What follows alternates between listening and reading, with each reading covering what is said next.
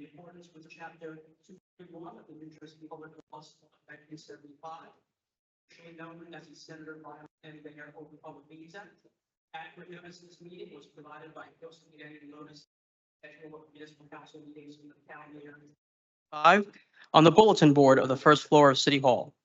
In addition, the annual notice was also filed in the office of the City Clerk on Friday, November 15th, 2024. The agenda of this meeting was similarly disseminated to the Municipal Council, Mayor, Business Administrator, Corporation Council, and local newspapers on Friday, October 3rd, 2025 at 5:12 p.m. The agenda was concurrently posted on the city's webpage. Consequently, I can certify as to our complete compliance with the Sunshine Law. Council members, before we address the first reading ordinances, I understand that Councilwoman Ridley would like to make a motion to add agenda item 10.26, resolution 25-651, entitled "A Resolution to Save Our Hospital and Save Our Communities." Is that correct, Councilwoman? Correct. Motion. Do you want me? Very well. Motion made by Ridley. Is there a second? Second. I think I heard Waterman for that first, so I'll give that credit to Council President. Council members, please remember that adding a late item requires a 6-vote majority. The motion to add agenda item 10.26, how do you vote? Councilperson Ridley? Aye. Councilperson Hewlings? Aye. Councilperson Bogiano? Aye. Councilman Saleh? Not here. Councilman Solomon? Councilperson Gilmore? Aye. Councilperson DeGise? Aye. Councilperson Rivera? Aye. And Council President Waterman. We have 7 votes. That makes it official. The motion to add agenda item 10.26 has been added 7-0. Councilperson Ridley, is it your intention to make a motion to defer to agenda item 10.26 and consider it now at the beginning of the meeting? Yes. Okay, very well. So motion to defer to agenda item 10.26 is made by Ridley. Is there a second? Aye. I believe that was Rivera, I heard. On the motion to defer to agenda item 10.6, how do you vote? Councilperson Ridley? I vote in favor. Do you need me to read it into record or no? Well, we're just going to add it. Motion to defer. Okay. Yeah. Aye. Councilperson Hewlings? Aye. Councilperson Bogiano? Aye. And can I just say something? Well, we're just All right. Okay. deferring, and Go on. you'll get a moment. Councilperson Saleh? Councilperson Solomon? Aye. Councilperson Gilmore? Aye. Councilperson DeGise? Aye. Councilperson Rivera? Aye. And Councilperson Waterman. Motion approved. Councilperson Ridley, would you like to read the motion, the resolution to the agenda? Okay. So this is a resolution for University Heights Hospital. It says, whereas University Heights Hospital, formerly Christ Hospital in Hudson County,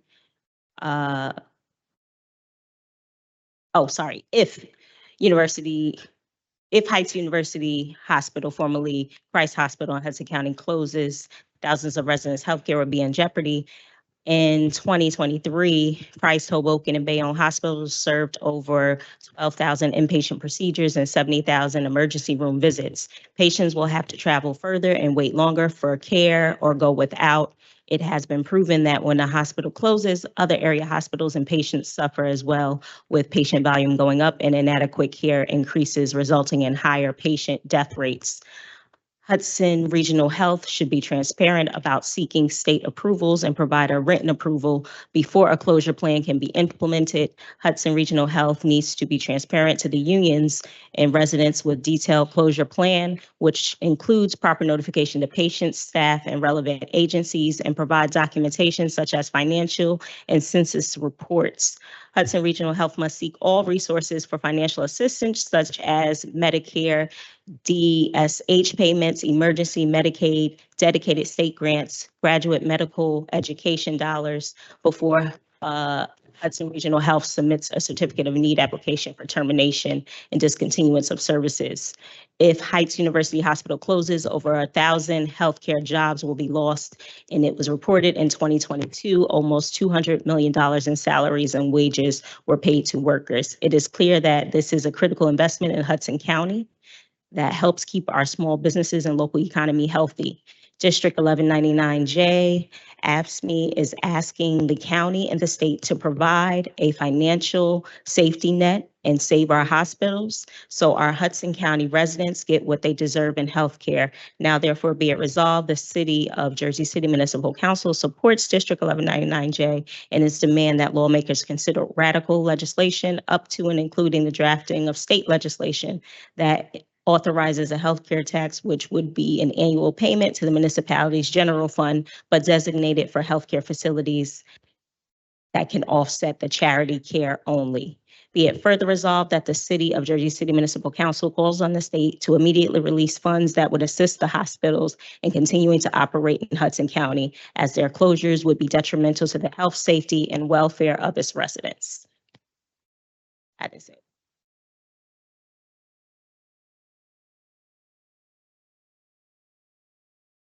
Let the record reflect that Councilman Solomon appeared at 6:09 PM, and In a tuxedo. it is my high honor and pleasure to introduce newly married Councilman Saleh, who is here at 6:13 PM.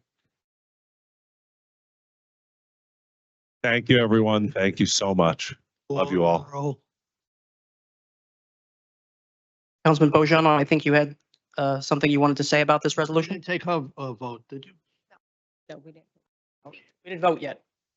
You want me to, oh, okay. I thought you wanted to speak. All right, no, look, I was at the Christ Hospital with the city, with the county, the state, and the federal representatives. Everybody was asking, none of our city officials were there, but there was over 150 people, and we have to keep that hospital opened. It saved many lives during 911, and it saved many lives thereafter, and the hospital cannot close. This city cannot survive with just one hospital. Years ago, we used to have 4 hospitals. Today, we're down to just the 2. And Christ Hospital is extremely important for the Heights, Ward C, Ward D, and for everybody in Jersey City. So I vote yes. Not on you, Rich. We haven't called the vote yet, but if the council is prepared, I will entertain a vote on that now. Unless there's any further comment, for approval of resolution 25-651, how do you vote, Councilperson Ridley? I just want to say that, healthcare is very important. We all know that. And growing up here in Jersey City, there were many hospitals when I was younger. We had Greenville, St. Francis, Christ Hospital, Jersey City Medical Center. Our city is expanding and our hospitals are depleting. That doesn't seem to be moving in the right direction.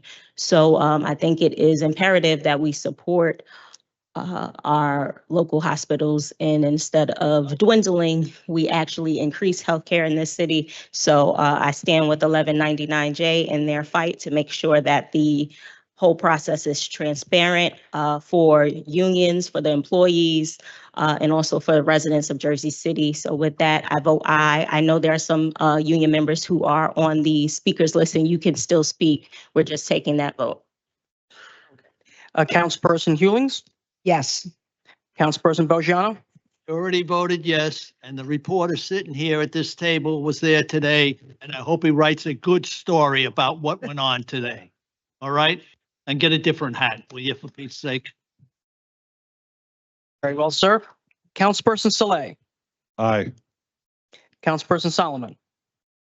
Let me just say briefly, I think it's really important that whatever does come forward, we ensure that there's real accountability and restrictions put in place. So if the state aid does come, we need to make sure that the long-term health of the hospital is secured and that the hospital that takes precedence before any type of real estate development could occur. But I understand that that's in the resolution and what's being called for, so I vote for aye. I vote aye. Okay, thank you, sir. Councilperson Gilmore, Aye. Councilperson DeGise. I want to thank the councilwoman for putting this together. I believe I was born in Christ Hospital. I know I spent an awful lot of time in that hospital growing up. My sister and I were a bit accident prone.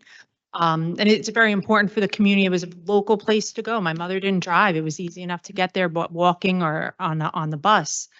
So it's needed throughout our community. And also the healthcare is a booming occupation all over New Jersey. And we have to attract those jobs here because a lot of those healthcare workers are still living in Jersey City and still living in Hudson County. We want them to stay here. I vote aye. Councilperson Rivera? I vote aye. I just want to just echo a lot of what my council colleagues said. You know, I mean, losing a hospital, even the thought of losing a hospital causes a lot of stress in the only hospital that's open in Jersey City. You know, and it's not fair to the healthcare workers that are here, that work in the hospital, the residents that are about to graduate from their residency program in that hospital. I mean, I give a big shout out to 1199J for making this happen, and Councilwoman Ridley, thank you for this. 100% vote aye. And Council President Waterman. Aye. Resolution 25-651 is approved 9-0. Moving on to consideration of the first reading ordinances, whose titles I will now read into the record. Oh, John, I think, wait, 3.4, don't we have to, are we voting as a late item? Because I know it wasn't, what do we do? And, if, is anyone here from, Brandywine? Is anyone here? Yeah, come on. Greg. You can Can come up. someone come up?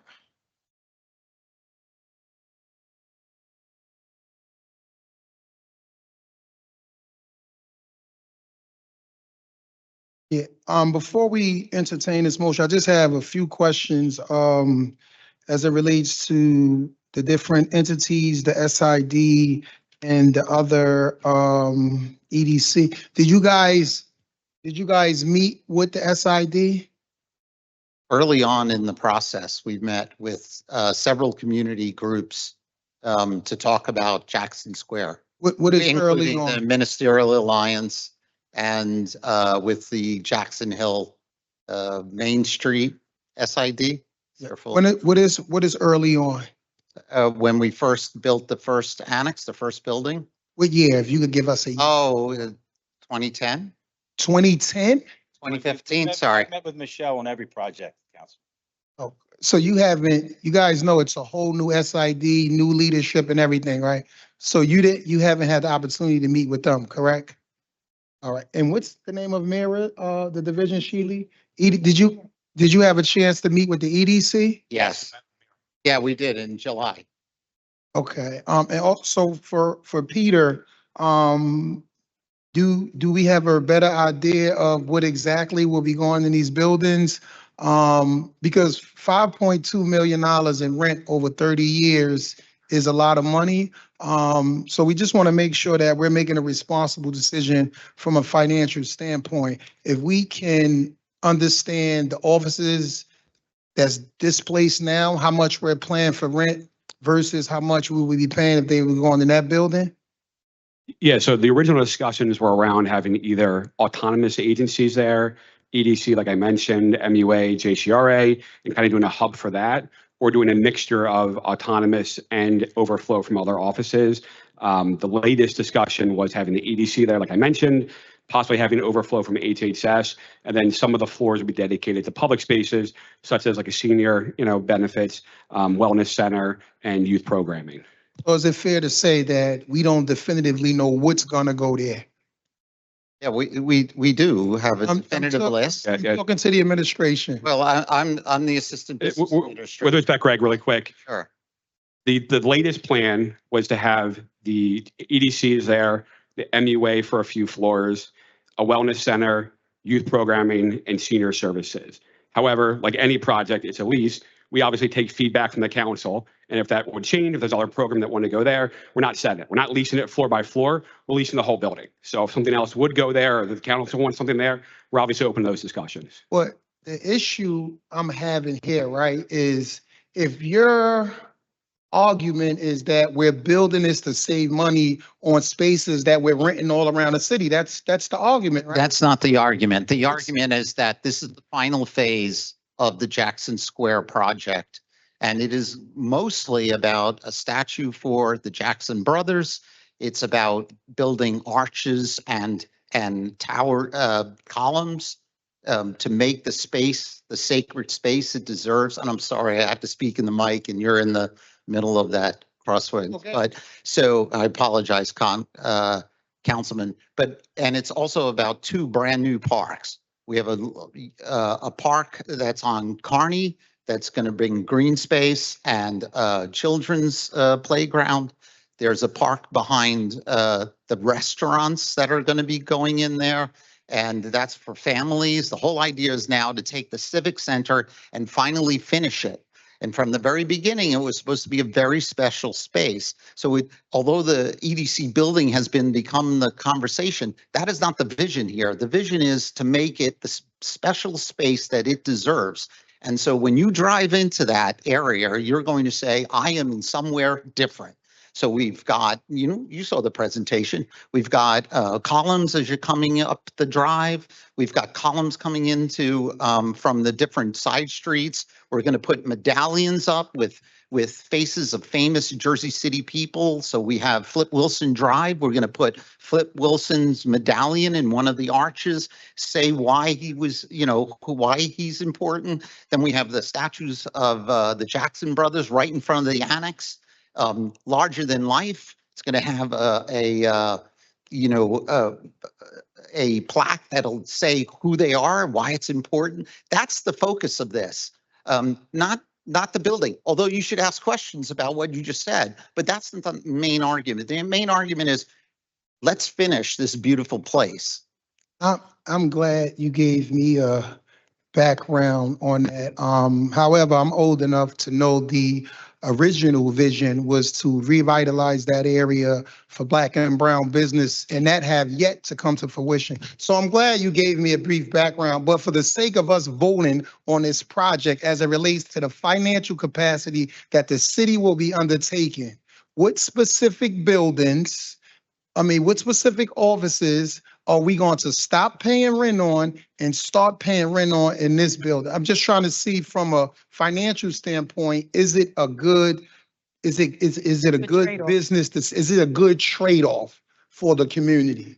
And I take it as we don't know definitively what is going there. It's one thing to say, hey, councilman, the MUA is renting a building on Montgomery Street and the rent is $5,000. Youth and Recreation is renting a building on Linden Street and every month that building is $15,000 and so forth and so on. Now, as a council, we can make an educated decision to say, hey, does it make sense to stop paying rent all around the city, put it in one building?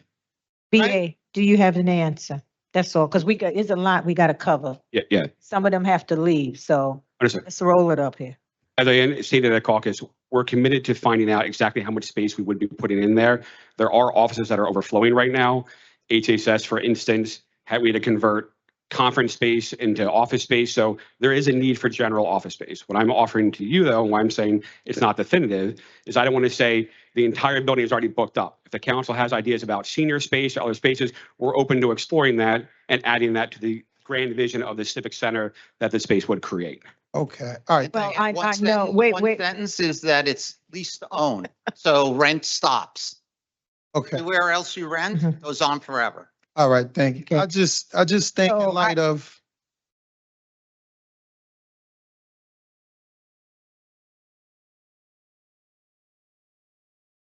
Okay,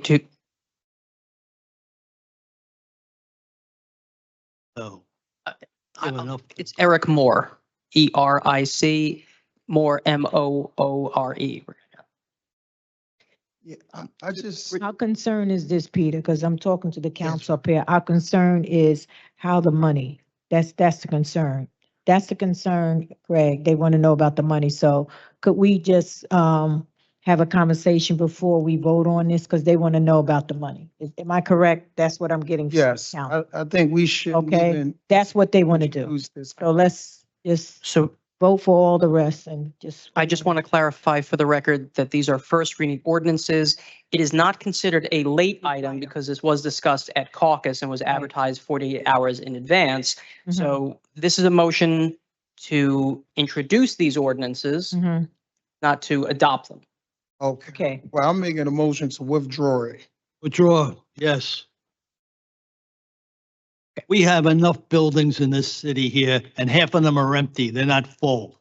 Central Avenue up north, around the city, even this building here, they pulled people out of here and they sent them down to the other end of the city. We have to stop it. We have a parking lot across the street, which should be used, where a building should have been built with a parking lot.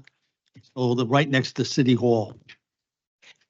So again, this is for introduction. Correct. So you can vote to not introduce it. So I'm going to read the items into the record, and I'm going to call a vote, and then you can vote however you wish to introduce or not introduce as you see fit. Okay?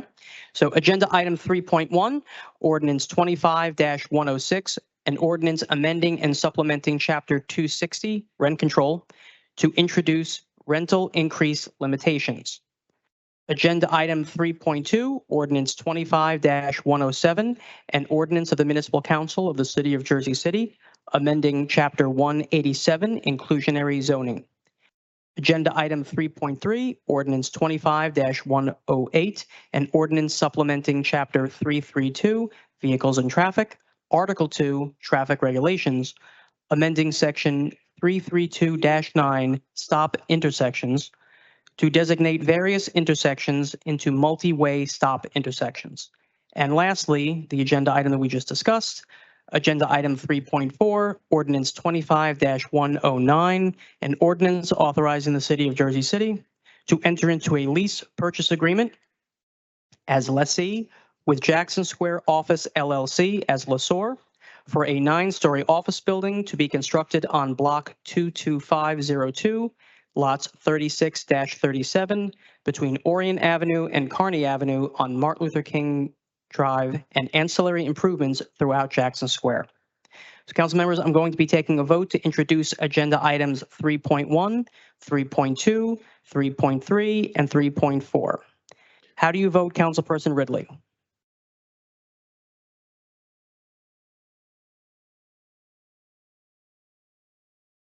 On 3.1, I just had a question for the law department because we got a few emails, and I just want to make sure that it was reviewed, right, and everything was submitted. I know there were some questions that came from Director Richardson, and we didn't really go deep into detail. So I know we got a few questions on, I guess, the legality of 3.1, and I know it's just introduction, so I just want to make sure. Yes, the law department did work on it. We did also receive calls as well, and we're going to be continuing to have meetings and look into it and provide the council with a more in-depth memorandum. Just We introducing it, and then after that, we'll do amendments. Does this include 1, 2, 3, and 4 family homes? Yes, it would include anything. It changed the exclusion. It used to be 4 and under. Now it would be 5 and under with an owner occupied unit. So yes, a 2-family that has 2 tenants in it and neither one of them are the owner, it would be subject to it, to the rent control. People, they getting killed on the south side of the city. So if someone have a 1-family and they're renting out a 1-family, how does, well, technically, yeah, because it's not owner occupied, so it's still, Right.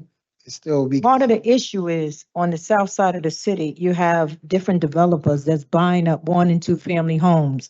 And because they're buying up 1 and 2 family homes, they are raising the rents very high, which is pushing the people out of the place. That is this issue with this ordinance. So we can introduce it and we can have a conversation with the rest of them to see how you could amend it. But people on the south side of the city is being pushed out because they are buying 1 and 2 families and they are not in the house. They're not occupying it and people are in the streets. So this is just to introduce it, to have conversations on how you can make it work.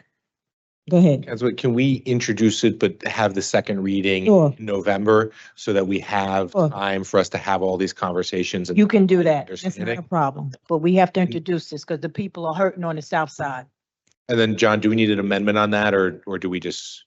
Well, you just vote to table at the next meeting if you wish. Okay, but as long as we're okay, I just don't want people mobilizing to come to a meeting if we know they're not going to vote on Right. it, type of a thing.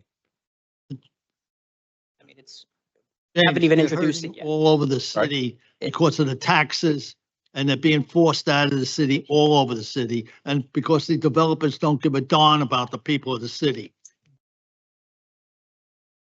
You can introduce it and carry it to the November 12th meeting for second read. Okay, Yeah. that's fine. Great. So again, this is a vote to introduce agenda items 3.1, 3.2, 3.3, and 3.4.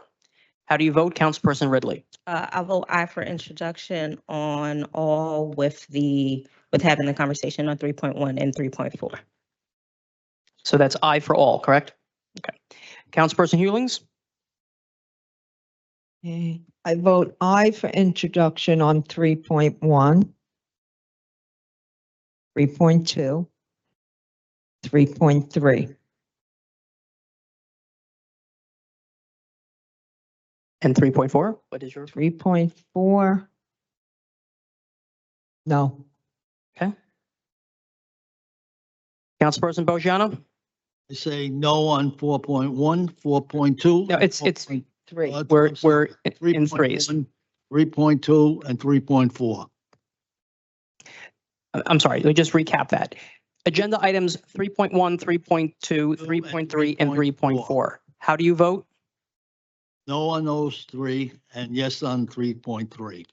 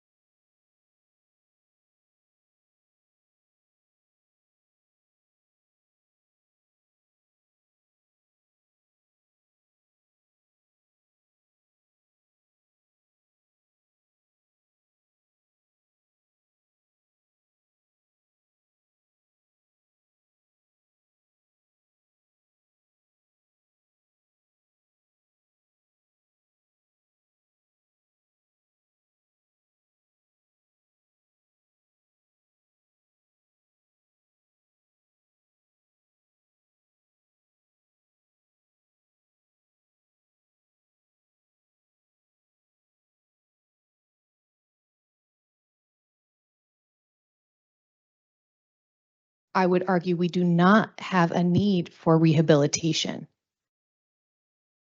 This is building boxes on boxes on boxes, a multi-use building where we have already a disaster at that intersection. People can't even function to do their day-to-day work and lives here in the city, and you are clogging up the works. I also want to argue that affordable housing in this city has become a dog whistle. It actually means profits. And for 15%, affordability is not enough. I know Ms. June Jones put forward a 100% affordable housing plan years ago, and some of you on this council kept that from happening.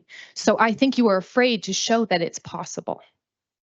And I think that as I actually look, if you look into this proposal and you look into the application, first of all, everybody, I want to make sure you know the application is actually for a 35-year tax abatement.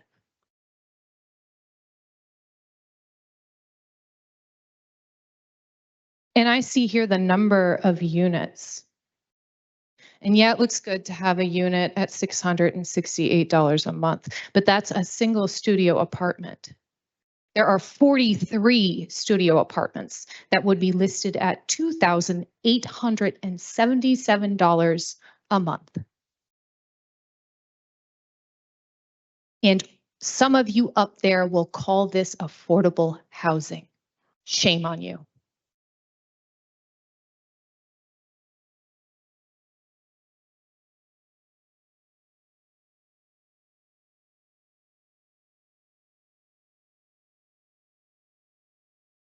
Hello, everybody. My name is Christopher de Los Angeles, CHRISTOPHER.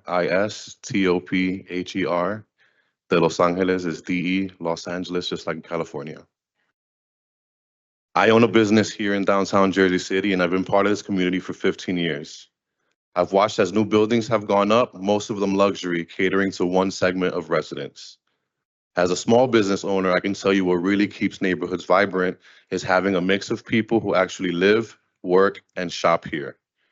That's why I support this project. Affordable homes in this area means more families, more workers, more people who can make downtown their home. That helps local businesses like mine, and it helps the local economy diverse. It helps keep the local economy diverse and sustainable. The abatement for this project is what makes that mix possible. And if this tool allows developers to include affordable housing downtown, we would have a healthier, more balanced community. I'm proud to offer the same high quality service and products to everyone who walks through my door, no matter their income.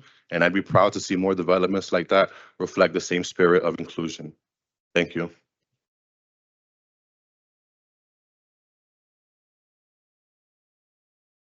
Hello, everyone. My name is Adriana Politis, ADRIANA POLITIS. I am a lifetime resident of Hudson County who has called Jersey City home for many years. Throughout my adolescence and still today, new buildings have almost always been luxury. I understand projects like that will continue to be a part of Jersey City's landscape, but projects like this must be included as well. This project is bringing in almost 70 affordable homes, which is something we all know is few and far apart in downtown Jersey City. If we want to be leaders in sustainable community development, developments like this must be encouraged. Saying no to projects that have real solutions to our affordability crisis will further harm the future of Jersey City and the urban communities that replicate your success. Tax abatement is key to unlocking affordable housing, and this team can be a new benchmark for development. They have been transparent, responsive, and hire local talent. These rarities give me the confidence they will deliver the plan as promised. Thank you.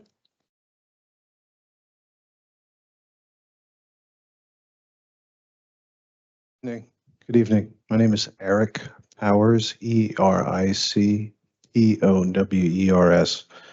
I've lived in the Paulus neighborhood since 1998. I live a block away from this project. I know that some in the neighborhood have expressed concern And while I respect those opinions, I want to share a different perspective.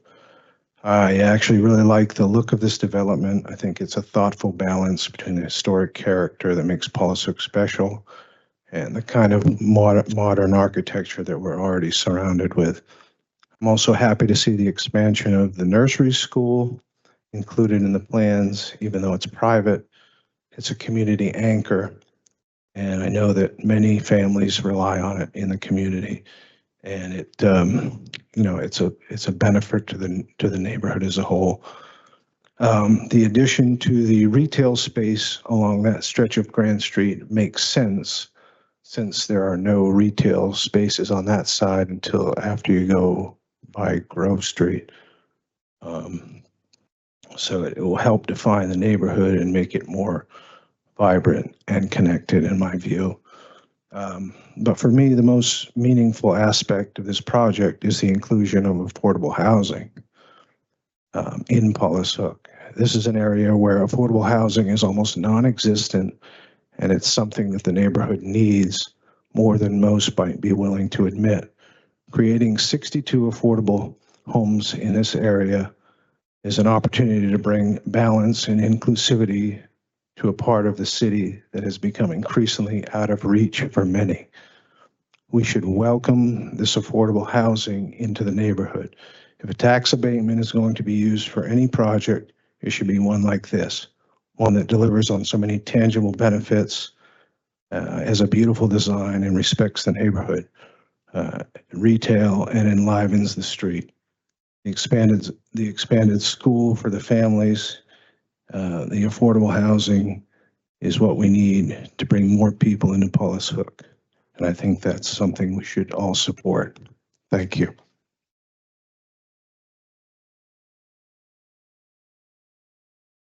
Philip Petruzzelli, Philip, Petruzzelli, Petruzzelli.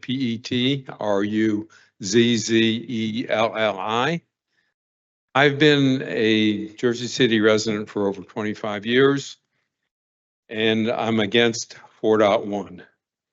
Granted, abatements may have been needed at the start of development of the Jersey City waterfront, but that time has passed. We have some of the most expensive real estate on the East Coast now. New Jersey has some of the highest taxes and rents in the nation for subpar education overall. This abatement takes money away from schools and will only go to increase taxes on existing houses, as we must make up the difference developers won't be paying for 30 years. The original project did not request the abatement. It must not have been needed. What has changed between now and then and now? The abatement, so that it must be to the developers, for the developers to make more money. And it's already been noted today that they have more money than most of us, not all of us here. The inflation rate has come down. The city residents' taxes should not increase to improve the ROI of a developer. The mayor and many city council members campaigned originally on stopping or eliminating abatements. Are we going back on this promise to the residents that have been here a long time? If the abatement is passed, this will further decrease the public's trust in Jersey City government as what is in the best interest of its constituents. If the city believes that school taxes are too high, then pass an ordinance so that people can vote on the school budget and try to bring it down and back into line. And really, one of the things I'm looking for is after 30 years, I'll be 106 years old. Are they willing, before I see the benefit of this property paying the taxes they're supposed to be paying? I can't wait that long. Thank you.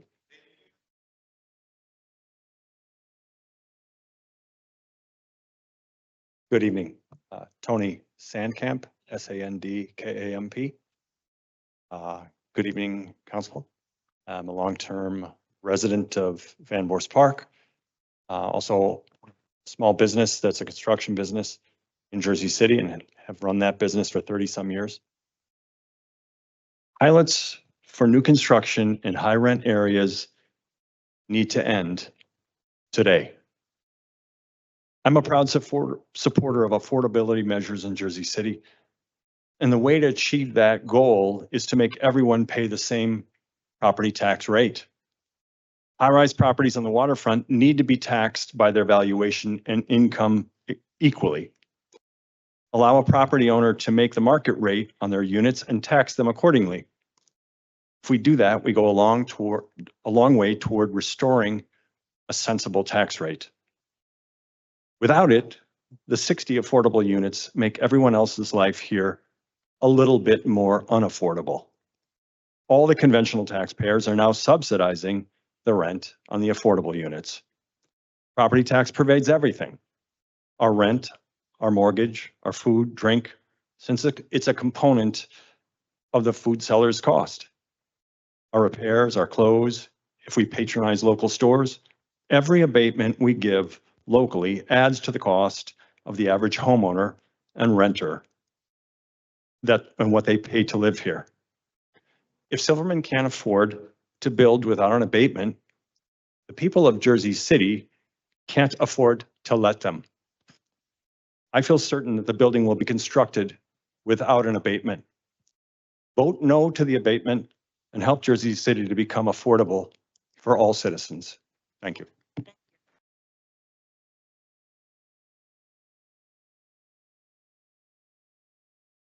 Good evening, Stephanie Daniels, STEPHANIE, DANILS, 143 Grand Street, 07302. I am speaking tonight as the president of the board of the Historic Paulshoek Association.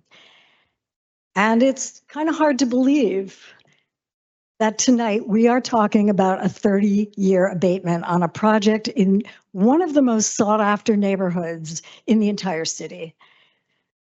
What happened to no abatements downtown?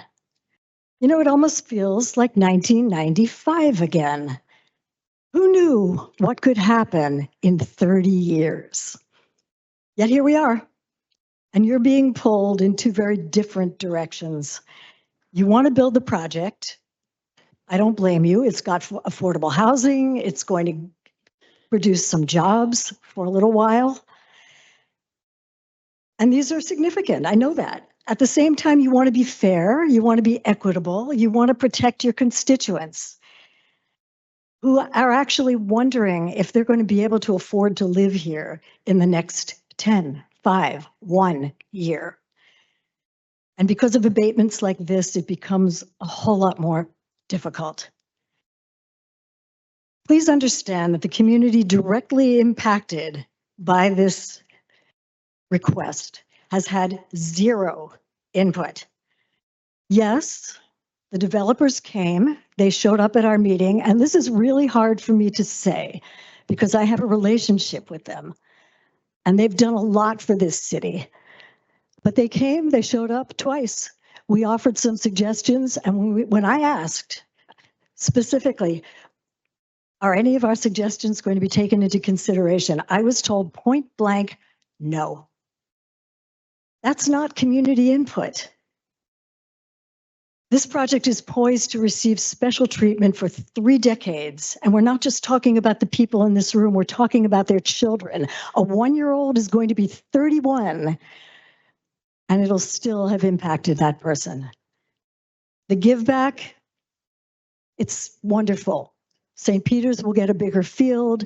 There'll be another pre-K on the ground floor, but these are private schools. Our public schools are getting nothing. So I implore you to please weigh each side, understand the implications of your choice. This is a legacy decision for many of you. It's how your constituents are going to remember you. And I hope that you will make the right decision tonight. Please vote this abatement down. Thank you.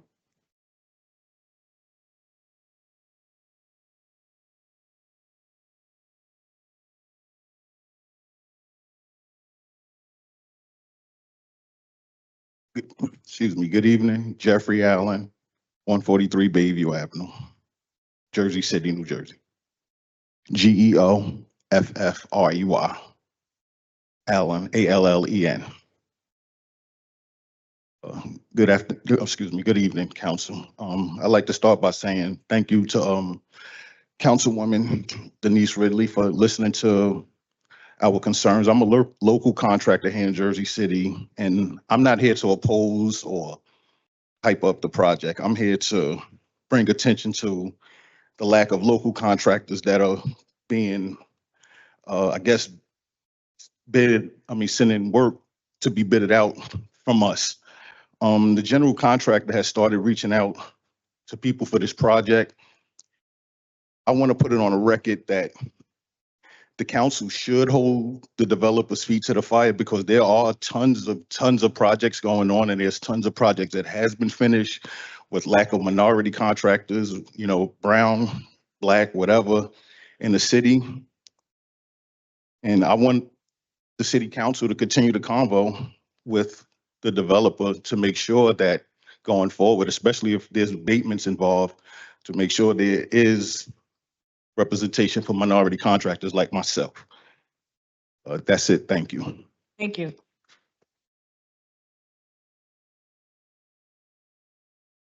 Sean Connolly, 102 Grand Street, SEANCONNELLY. Good evening, Council President Waterman and members of the council, our patient city clerk, and my fellow citizens. A couple of points I'd like to make here. People keep saying we need affordable taxes.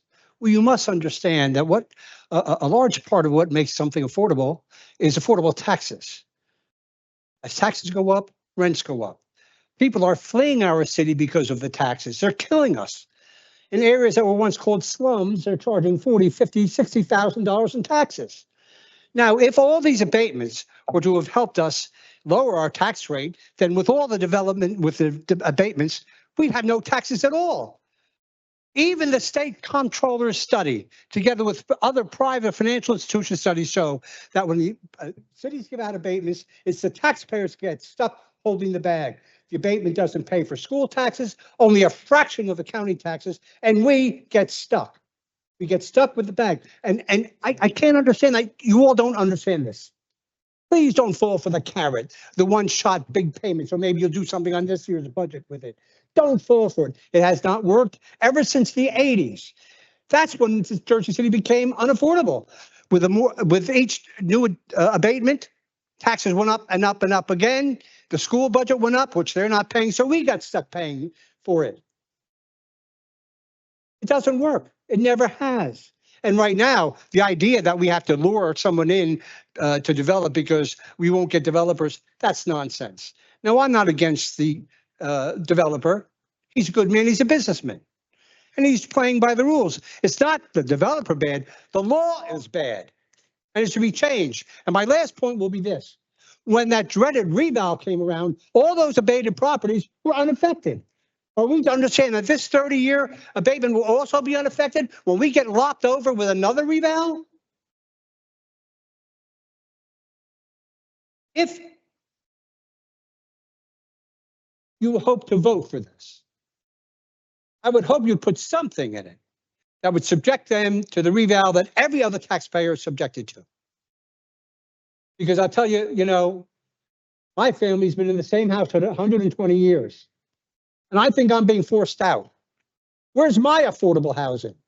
Everything I need to do goes to City Hall with my $35,000 tax bill. I'm sorry, I'm a little passionate. I love you all. I know you love me, but it's really killing us. And I don't see that this abatement will do anything, but in the end, raise our taxes once again. Thank you very much.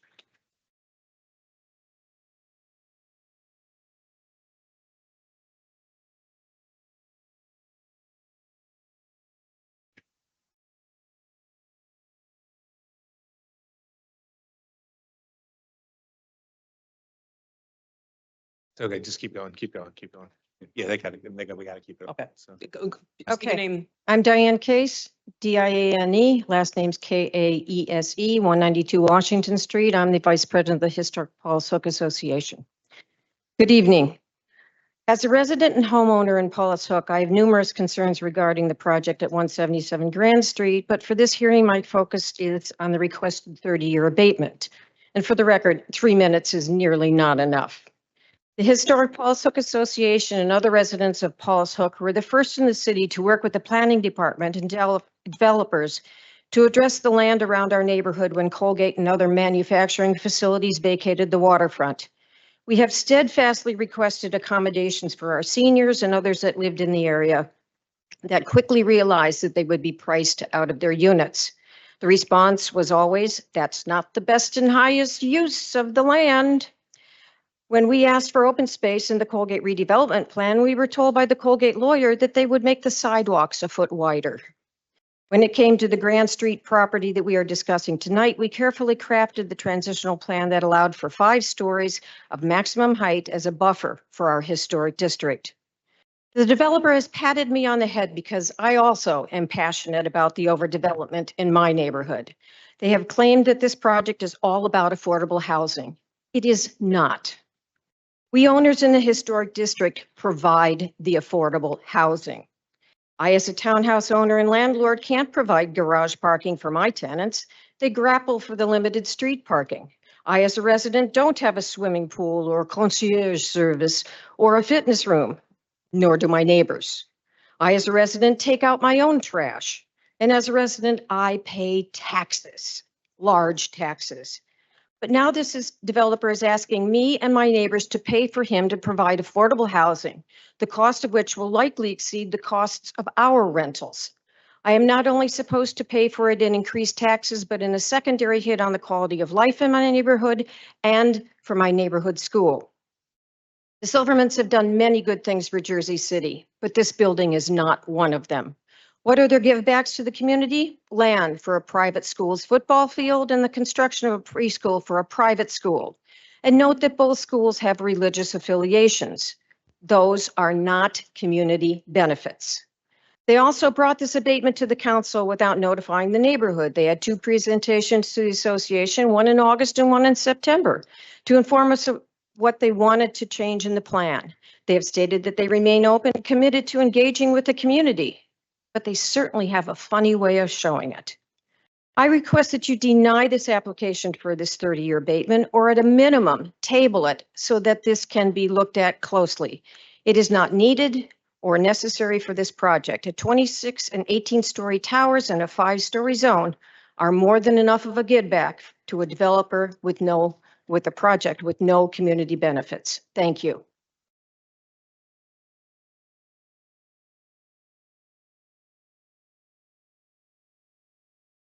Hi, my name is Paige. Could you raise the mic?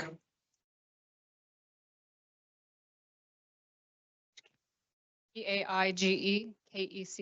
I live at 157 Sussex Street, a few houses away from this development.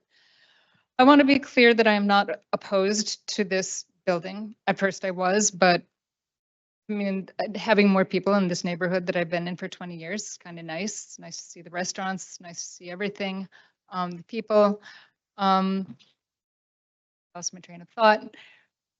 What I am opposed, I'm not even opposed to the affordable housing. I wish there were more. I'd love seeing people of different ethnicities. It gets seeing people like me walking around all the time.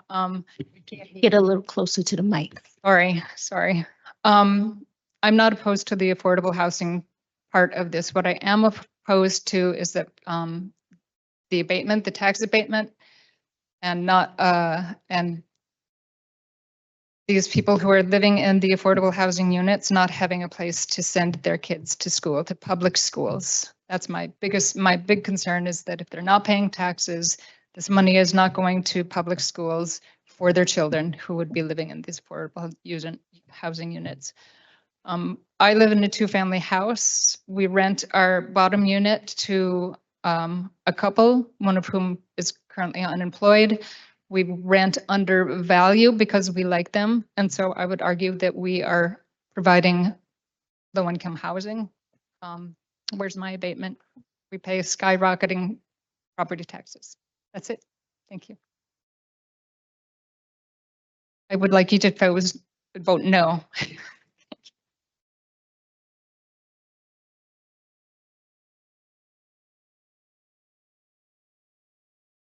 Hey guys, yes, my name is Tina Noel. Yes, I do work for Education of Gilmore, but I'm speaking for myself. Like really, I already know that Education of Gilmore going to vote no because 18 million, what we can do with 18 million in our community. We can do a lot with 18 million in our community. I remember Jerry Walker had me walking around to all the sites and we found out none of the guys worked in our community. They was out of town and that's a shame. We need to have a safe spot in each community that people are able to go into their spot to let people know what's going on in a community. Not y'all making a decision for us to tell us what y'all gonna put in our community. We already know low income is not working. I called both of my bosses at nighttime telling them how someone needed an apartment because we don't have low income apartment. I was just discussing this with Chief Staff Erica about Airbnb apartments because right now I got 3 families in there because they can't put down a payment for apartment. But I guess y'all wouldn't know because y'all keep letting these developments in our community. Y'all not having y'all boots on the ground going in our community, finding out what we need. That's the reason why they keep coming in our community. I just seen somebody do a commercial about they sold one of the blocks for $10. Like y'all got to do better. That's the reason why we having new people in November because of the reason why y'all not doing your job. Y'all need to freeze for a minute and stop building and find out what we really need in our community. I just read another article. They said Philip doing good. Yeah, he doing good. He doing good for himself because he sure enough didn't do good for Jersey City.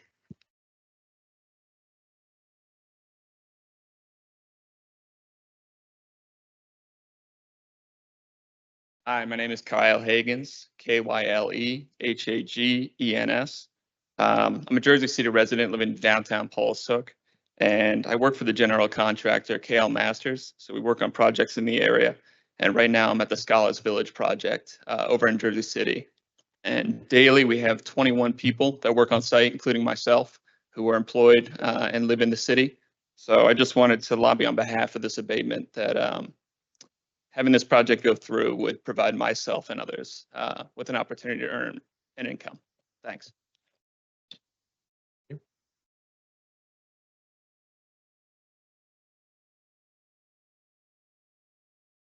Good evening, everyone. Thank you. My name is Casey Cockett, spelled Kacey. I'm a 10-year resident here in Jersey City. Some faces are familiar here. I personally do not see the downside in this project. I work in research, social intervention research to be exact. So, when I hear people talking about compassion and all these things, like obviously it speaks to my core and my why.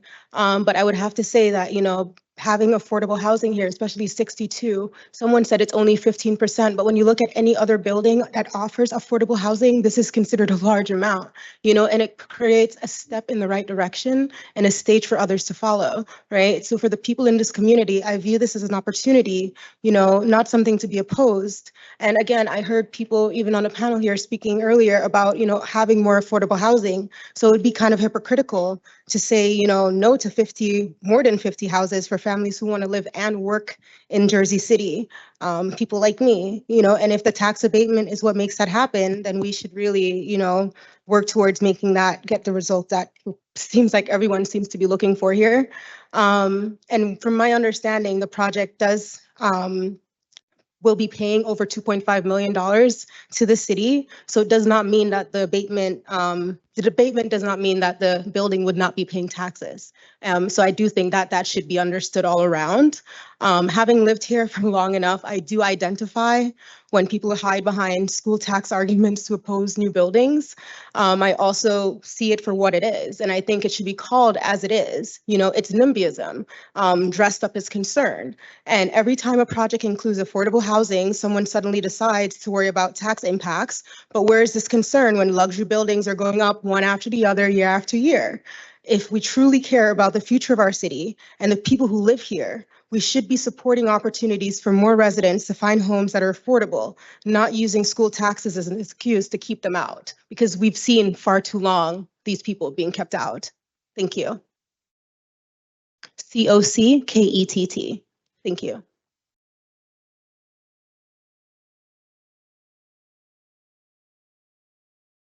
Erica Walker. I work with the Office of Councilman Gilmore, but I'm speaking on behalf of myself tonight as a Jersey City resident. Good evening, Council President, colleagues, and members of the public. Tonight, we're being asked to approve a 30-year tax abatement for a high-rise project on Grand Street, a luxury two-tower development with over 400 residential units, but only 15% affordable. I went to school in the South, so my Southern accent is coming out because this is ridiculous. That's 62 affordable homes and 351 market rate units. Let's call it what it is, a market rate luxury project asking the taxpayers of Jersey City to subsidize it for the next 3 decades. Doing the bare minimum is not a public benefit. This developer is doing exactly what's required by our inclusionary zoning ordinance, nothing more. They've met the 15% minimum, and that's it. But they want the same tax rate we've given to developers who've built 100% affordable housing. If we reward the bare minimum, we'll never get better results. An abatement should be earned, not handed out because a developer checked the lowest box the law allows. It's a bad deal for the city. Under this pilot, the city gets around 2.4 million a year, but that replaces normal property taxes of around 3.4. And here's the part that most people don't hear. Under a pilot, our public schools get nothing. We're forfeiting tens of millions in future tax revenue, the kind that funds classrooms, crossing guards, parks, and public safety. So a luxury tower can keep more of its profits. If 85% of the building is market rate, how is that a public benefit? That's not affordability, it's inequity in glass and steel. The ordinance praises a nursery school. We heard about that. That's private. St. Peter's private. Meanwhile, there's no binding local hire requirement for the 487 construction jobs they're bragging about. No commitment to hire Jersey City residents. No guarantee for minority or women-owned contractors. No teeth in the so-called project employment agreement. Just promises, not accountability. We're abusing the purpose of this redevelopment law. Let's not forget, tax abatements were created to help blighted areas, not waterfront property already thriving with cranes and capital. Grand and Sussex streets are not underdeveloped. This isn't about revitalization. It's about maximizing profit while minimizing taxes. If we can hand out abatements in the wealthiest parts of the city, what hope do we have for attracting investment where it's truly needed? In Ward F, in Lafayette, in Greenville, where affordable housing and opportunity actually hang in the balance. Right now, the message we send is clear. If you can afford to build luxury towers, we'll give you a break. This is the Jersey City that we've been practicing, that we've been seeing. If you're struggling to stay in Jersey City, you're on your own. That's not fairness, it's failure. We need to reserve abatements for projects that truly serve the public. Thank you.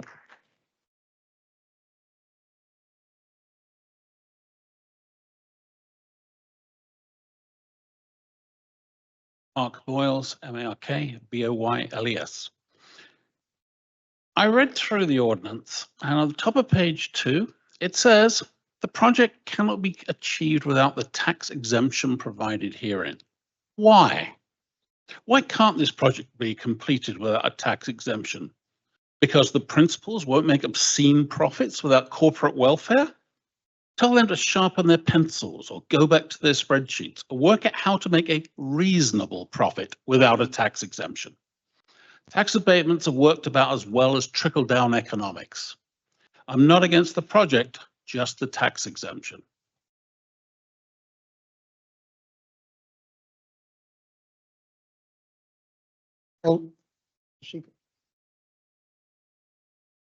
Hi, Michelle Hirsch, Michele Hirsch. Council, I'm making a request that you please either vote no or you at least table this ordinance. In December 2020, Mayor Fulop said, quote, "We haven't granted a tax abatement in well over 3 years, and yet we're seeing more widespread development. We're incorporating more affordable housing and we're building new schools, libraries, parks, flood resiliency infrastructure, among other countless other opportunities to directly benefit our residents and community."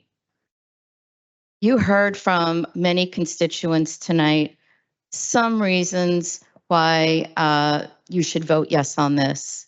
And they all talked about affordable housing.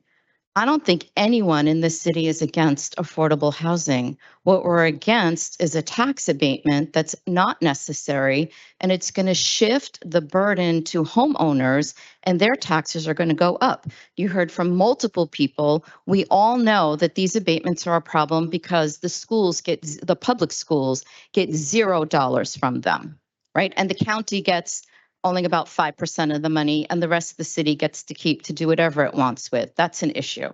I don't know where all that money goes, but it doesn't go to help the homeowners with their taxes. So please vote no, table it. That corner, I'm going to miss the golden cicada.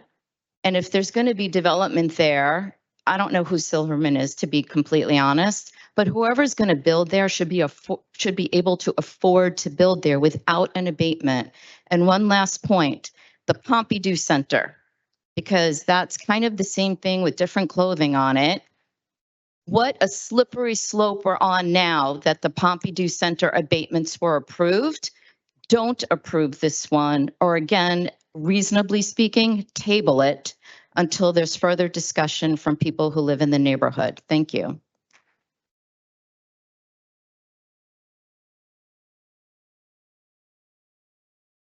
Hi, my name is Daniel Feldman, last name Feldman. And just as others have stated, please vote no on this. 30 years is a very, very, very long time. I'm 31 now, so 30 years ago, I don't think I could walk yet. I couldn't talk. And 30 years from now, I'll be almost eligible for Medicare. So that's a really long time for a tax abatement. Your constituents have made it pretty clear they don't want this, in my opinion. There have been a lot of really good reasons why you should vote no. So please vote no. Thank you.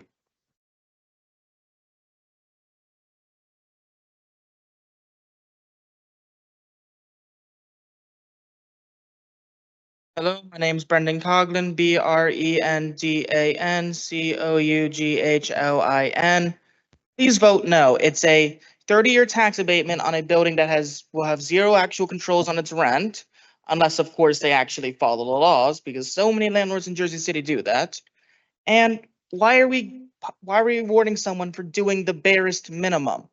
If a kid makes a giant mess in a room, but didn't knock over the vase, we don't reward the kid.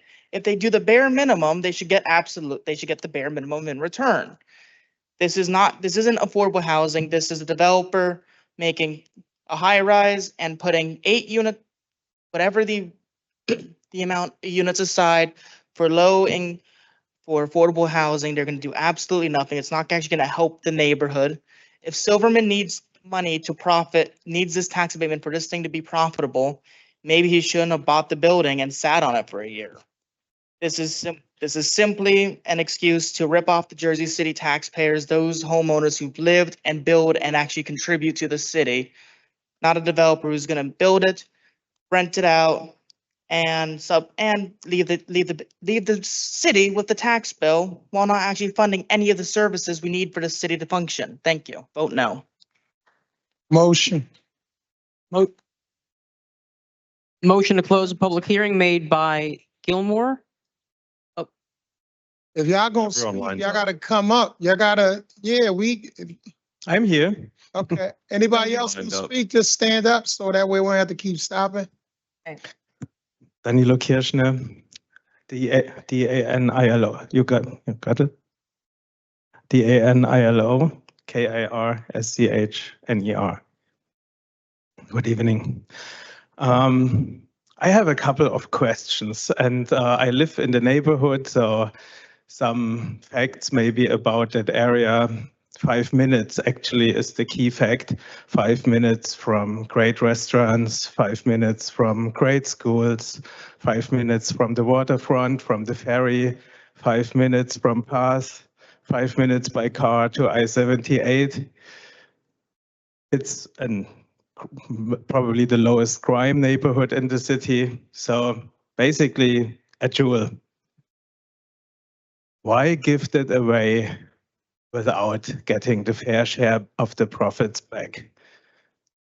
I don't understand that. And the reason that affordable housing needs a tax abatement is the other thing I don't understand, because if I'm not mistaken, tax law is written in the sense that if someone makes a loss on their business, so if that wasn't profitable, they would be able to do deductions for the units where they make a loss anyway, meaning they wouldn't pay taxes if there is a loss attached to that building. Why do we need a tax abatement? I don't understand it. And looking at the budget of the city, and I live here for 12 years almost, we can simply not afford it. Look at our streets, look at the sewer system, look at the public transport. How can we bear hundreds of more units without even keeping up with the things that we have right now? We need more public transport, we need better roads, we need more let's say, basic necessities to keep the city going, and not just adding more units that put more stress on a system that is already overwhelmed. 3 bus stations in Jersey City. This is a joke. 1 tram line. This is a joke. We need infrastructure first. And I agree with what was said earlier. We need to slow down, take a step back, and think about a holistic long-term plan for the city. And now this project, this development is generally approved, but the tax abatement is not. And I urge you to vote no to keep the city going and to get the taxes in, to get the budget and the funding for public projects in a better place. Thank you.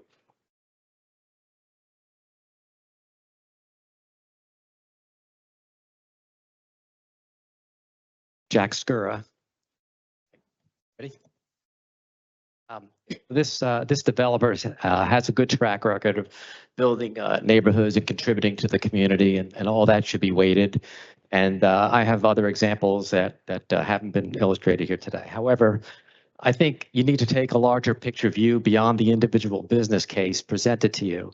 Pilots over time shifts the burden of growing expenses to a growing city to the local taxpayers. To illustrate this, if you go to the user-friendly budget on sheet 6, you will see a list of about 156 existing pilots that compares what the city billed each developer according to the terms of their agreement in 2024 versus what would be billed conventionally on the property's full assessed value. I had to manually add what was actually billed because the total was asterisked out. So, and it totaled about $95 million versus $222 million if they were taxed conventionally. So that's about $127 million difference. Now you could pick any year and you'll see the same results. The reason is that over those, the long periods of time, that's some over 30 years, is that inflation has gone up over time, and it may get worse in the future. And the costs to manage your growing city has gone up accordingly, and as has the real estate values, and all outpaced the revenue received from their agreements. The developer's obligations are more certain over time, but the taxpayer's obligations are not. So they will go up. It's not as easy as that. If you, unfortunately, there's no lifetime analysis of these pilots because some of them, give a lot more benefit than others. There's a bit of a law of diminishing returns to them, in my opinion. So as more of these are coming up, I just want you to consider the other financial headwinds that such as paying your deficits, loss of non-recurring revenue, and other inflationary matters that are come up that may come up after your 2024 independent audit report gets finally filed.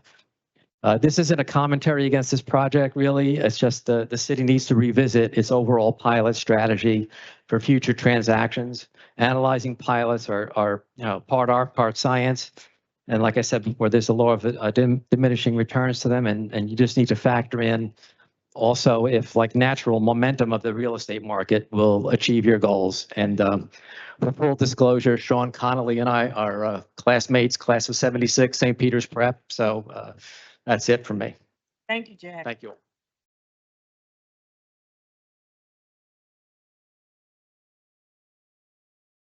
Good evening. My name is Johan Zapata, Johan Zapata. I came here for something different. It was in support of the hospital. But not hearing about this is completely new to me.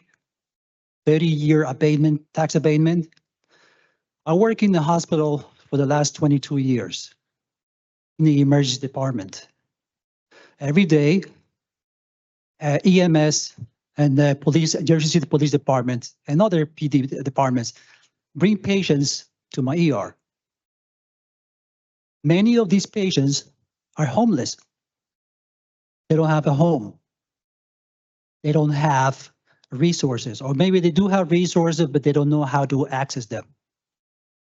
So if we're providing tax abatement to big corporations, while there are people basically dying on the street, because I've seen many people die in the ER or frozen to death in the winter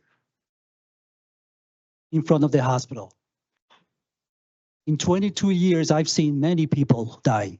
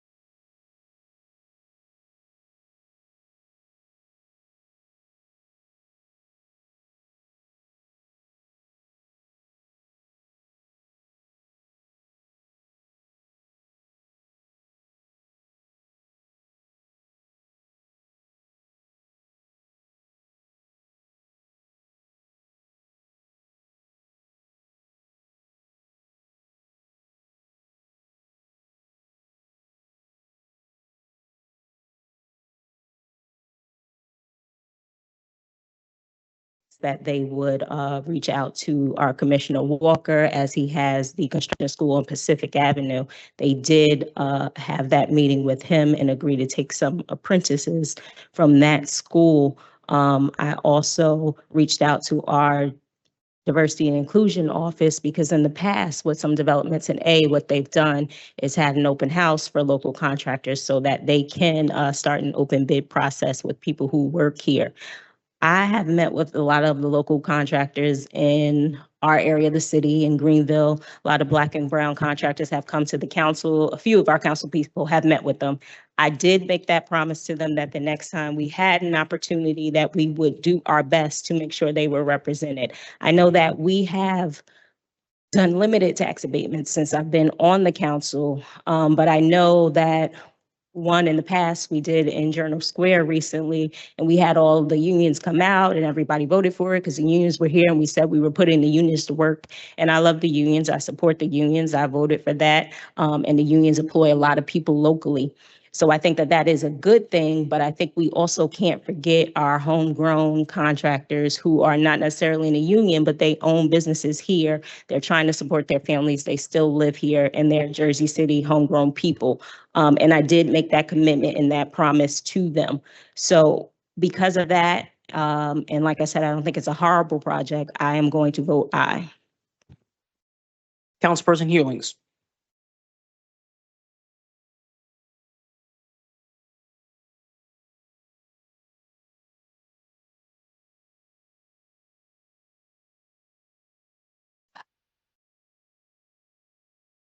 Affordable housing is long overdue downtown. We all know that. We see it happening in other parts of the city. We rarely see it happening downtown. I hope this is the beginning of seeing more. 62 units is not enough, but it's 62 affordable units downtown. St. Peter's Prep and OLC are part of the community downtown. They've both been there a long time. I'm from St. Peter's Parish originally, and I'm glad to see a developer helping them. Even though they're private Catholic schools, they are part of the downtown community. So I'm voting yes. Councilman Bojano. I know about St. Peter's, which is fantastic, but with all these billionaire developers in the city, I don't know why they can't do something and help St. Peter's. I was going to ask that maybe this be held off until we sit down with the developer and work some different issues out. But evidently it's not going to happen. I'm going to abstain on voting on it tonight. Councilperson Saleh. To date, there have been no affordable housing units that have been built downtown post the inclusionary zoning law coming into effect. The inclusionary zoning law states that we need 15% affordable housing downtown in the upper income tract. However, since its inception, nothing has been built with that. So we had the planning board expert, Matt Ward, he was here, and he said in his professional opinion that this needs to be revisited because people are right. This is the bare minimum.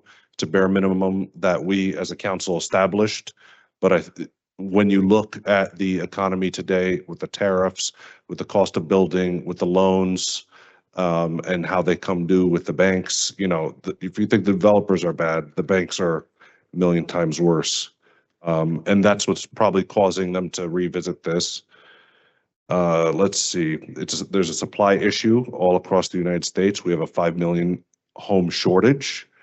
And someone spoke about the hospital that needs assistance in it's Christ Hospital in the Heights.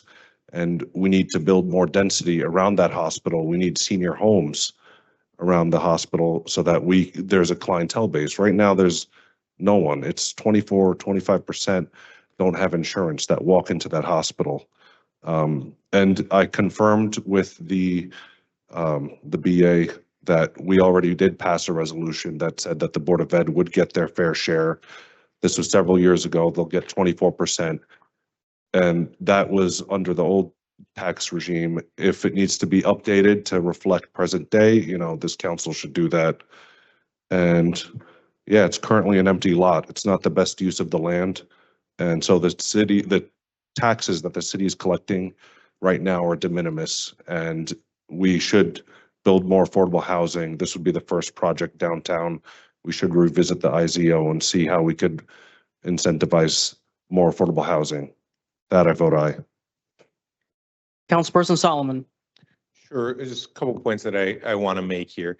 The first thing is when this came before the council 3 years ago and the developer asked us to give him the extra height, and there were a lot of neighborhood objections to that, I voted in favor of it.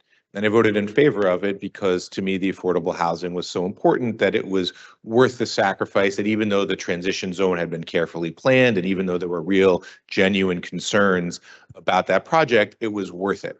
At the time, though, the developer was clear that he was not asking for an abatement. 3 years later, that has changed. And so, okay, well, he's asking for an abatement. What does that mean for the other projects downtown? And I can tell you there's another project about 5 blocks away where that developer has said he can build it without the 15%, without the 15% without an abatement. So if this passes, then he's going to come back to us the next day and say, well, wait a second, why am I the idiot here? If we're giving an abatement for one project, we got to give it now for the other. And when I sat with this specific developer in particular, and when I said the administration, I said, I would be supportive if you can do the study and show the policy for everybody.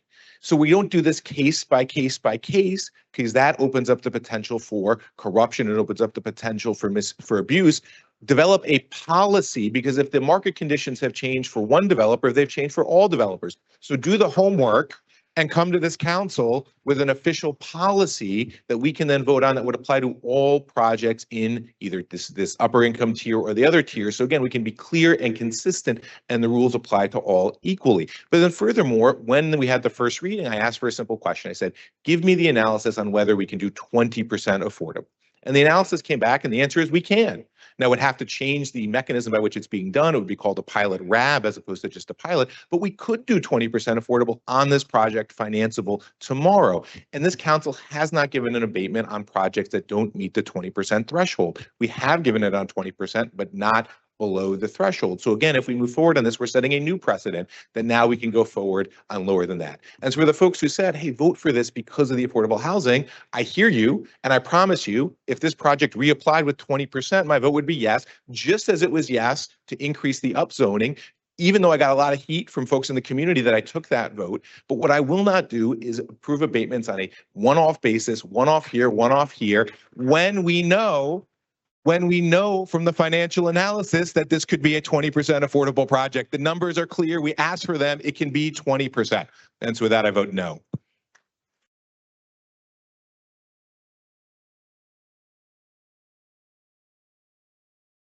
Councilperson Gilmore. Yes, so I mean, everybody's talking about affordability. I guess it's the new cliche now. But for me, when I'm trying to figure out if something makes sense financially, I have to look at how much the city is going to be losing out on taxes and what are they getting for it in return. So they say, hey, well, we're going to have 61 units affordable. That is a beautiful thing, but it's going to cost you over $100 million for those 61 units. From a financial standpoint, is that a good deal? Then I know that this project was supposed to be 5 stories. So let's move the goalposts in the middle of the game. Let's make it 12 stories. You know what? No, let's move the goalposts again and make it 20-something stories. It triggers the IZO. Just for a point of information, it's the 15% is already by there. That's what the law mandates. You're not doing anything extra. The law already mandates that if it triggers the IZO in said area, you must set aside 15%, right? So this is not, it's not a matter if you say, well, this developer is not as bad as that developer. At the end of the day, developers are in the business of making profits, and we all understand that. And my responsibility is to protect the financial interests of the constituency of Jersey City. So in light of all that, I'll vote no because the numbers don't make sense for me.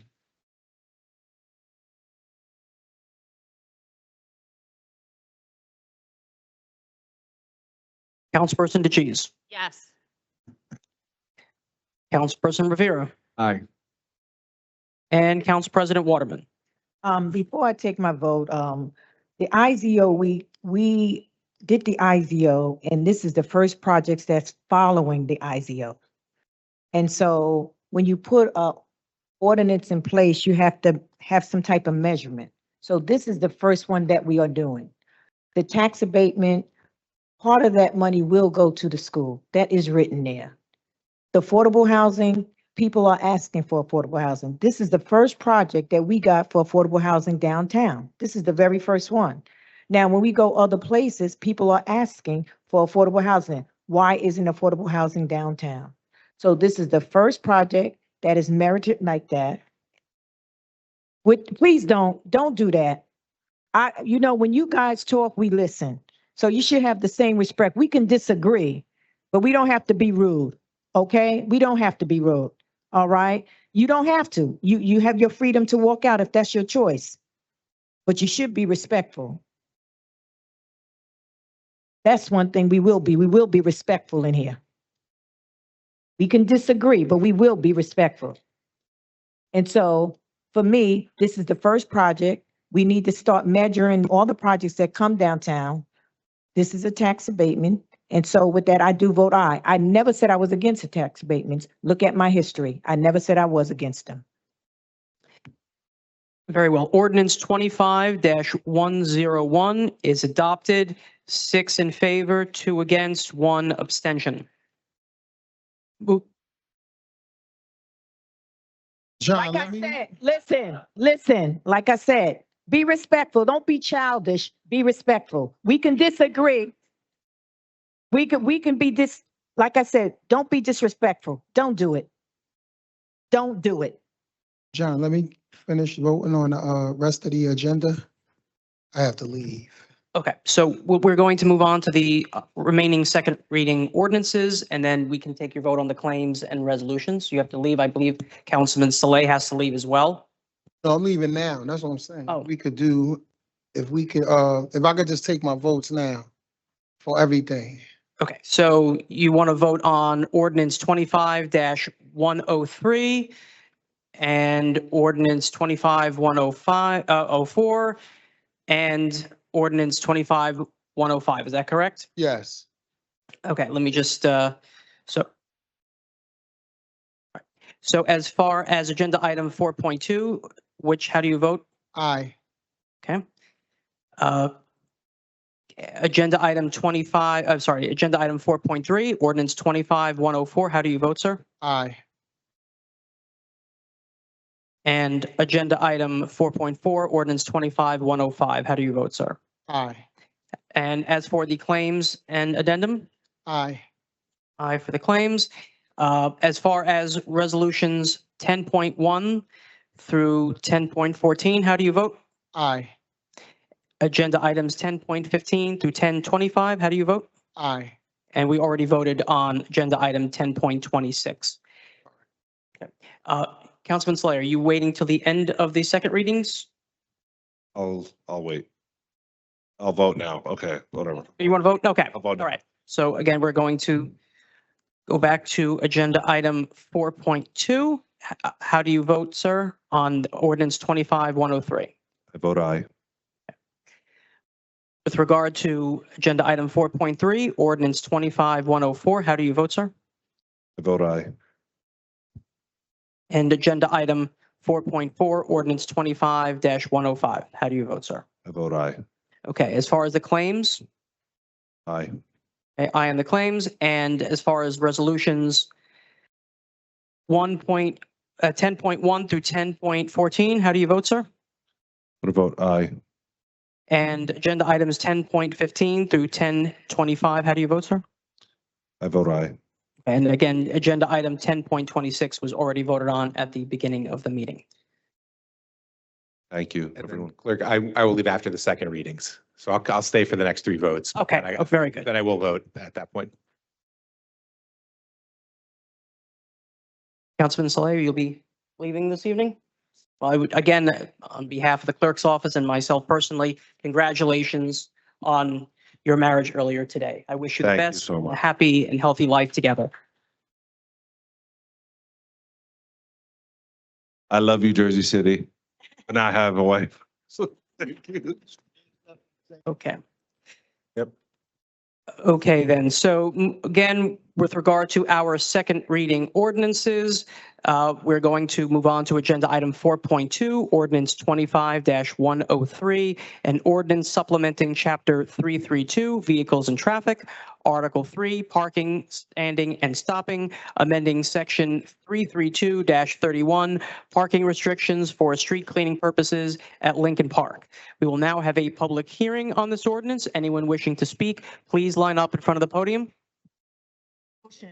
Motion made by Council President Waterman. Second. Close the public meeting. Second made by Councilman Solomon. On the motion to close the public hearing, how do you vote? Councilperson Ridley. Aye. Councilperson Hewlings. Yes. Councilperson Bojano. Councilperson Solomon. Aye. Councilperson DeGise, obviously Gilmore is not here. Councilperson Rivera Aye. and Council President Waterman. Aye. Motion public hearing passes. For final consideration and adoption of ordinance 25-103, how do you vote? Councilperson Ridley. Aye. Councilperson Prinzari. I'm sorry. I'm used to this. I'm sorry. Councilperson Hewlings. Yes. Councilperson Bojano.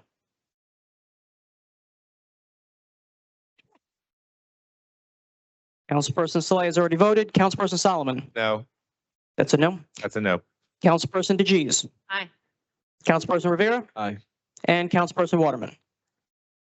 Ordinance passes 8-1. That's ordinance 25-103 adopted 8-1.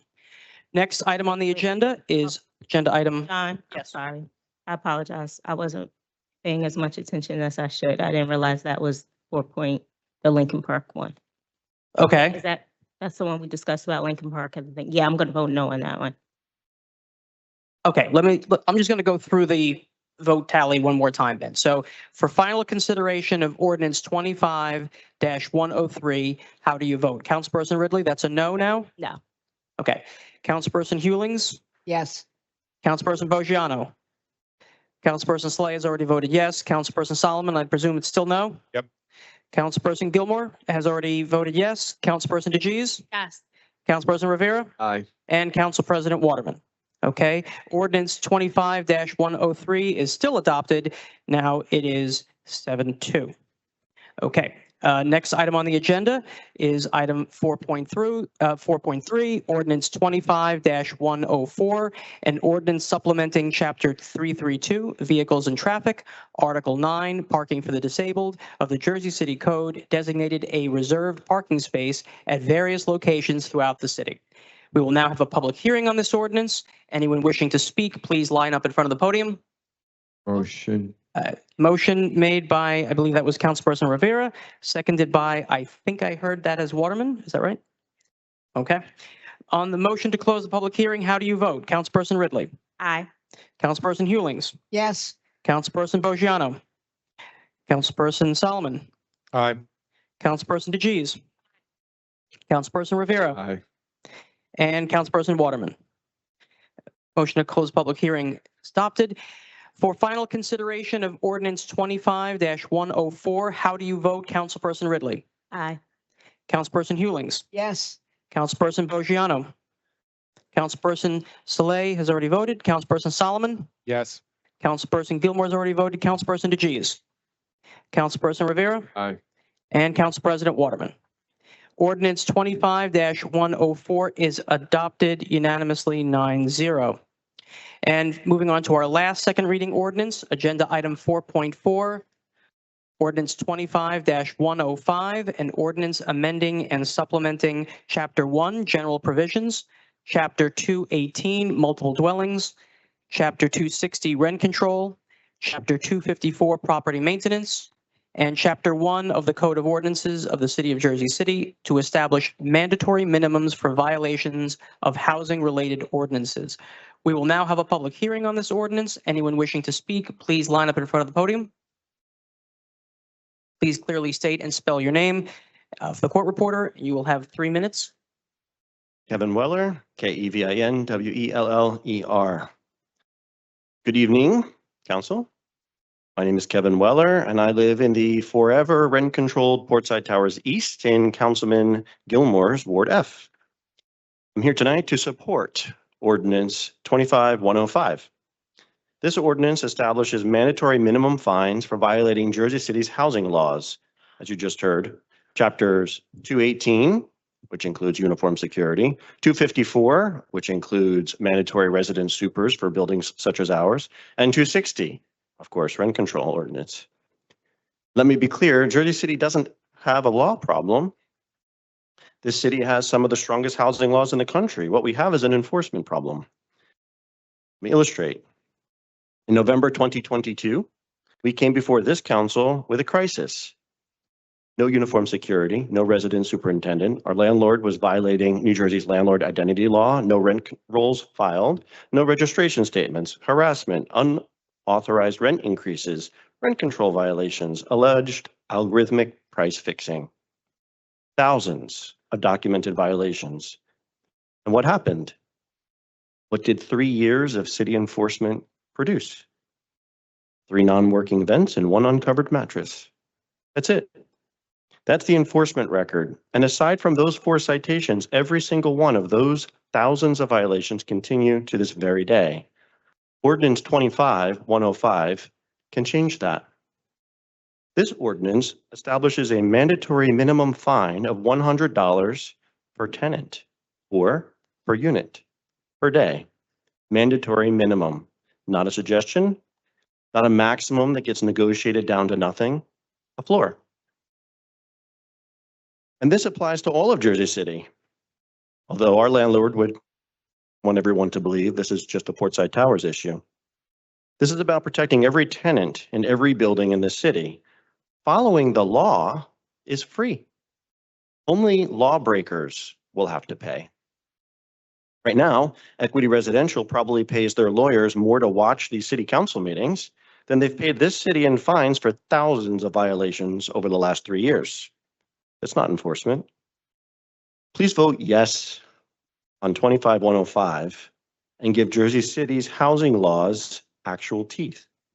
Voted 9-0 on the first reading, finish the job. Pass ordinance 25105. Thank you very much.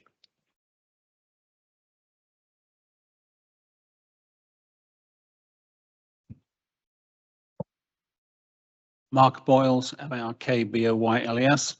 Madam President, Ordinance 25105 is an overdue step towards accountability, a way to make sure every landlord and property owner in our city provides safe, decent, secure, and lawful housing. Here's how we protect tenants, preserve our neighborhoods, and uphold fairness across Jersey City.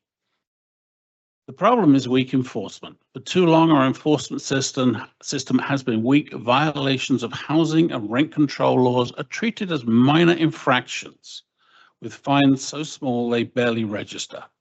Negligent landlords know this. They do the math and decide it's cheaper to ignore the law than to fix the problems.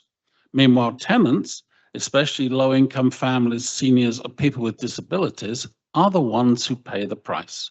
They live with leaks, pests, mold, unsafe wiring, broken locks, inadequate security, while the landlords delay, deflect, and most importantly, profit.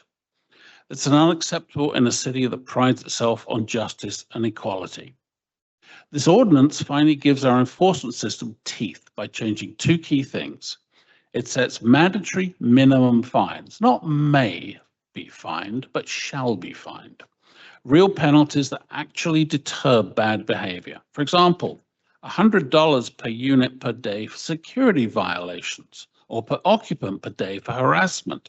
It completely changes the cost equation, making delay more expensive than compliance.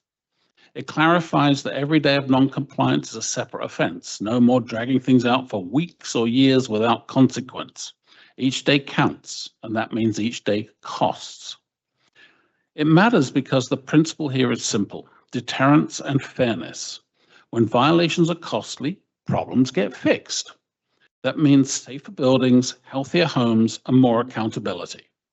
This ordinance also protects responsible landlords, the ones who play by the rules, from being undercut by slumlords who cut corners. It levels the playing field and strengthens trust between tenants, landlords, and the city.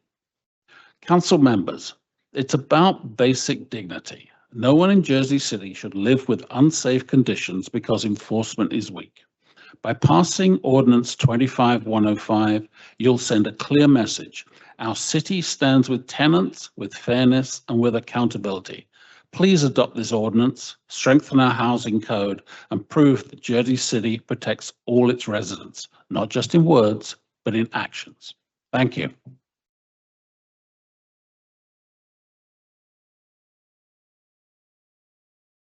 Daniel Feldman, DANIEL-FELDMAN. I live at Portside Towers East at 155 Washington Street, which has always been, and always will be rent controlled. Now, I'm here to support Ordinance 25-105, and I want to tell you why this ordinance supports our dear friend, Director Chiron Richardson.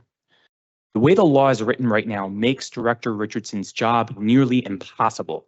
When a landlord cares so little about the law and our safety that they violate it thousands of times, Director Richardson would basically have to wake up, start filing paperwork, and never stop all day. No bathroom, no meals, nothing.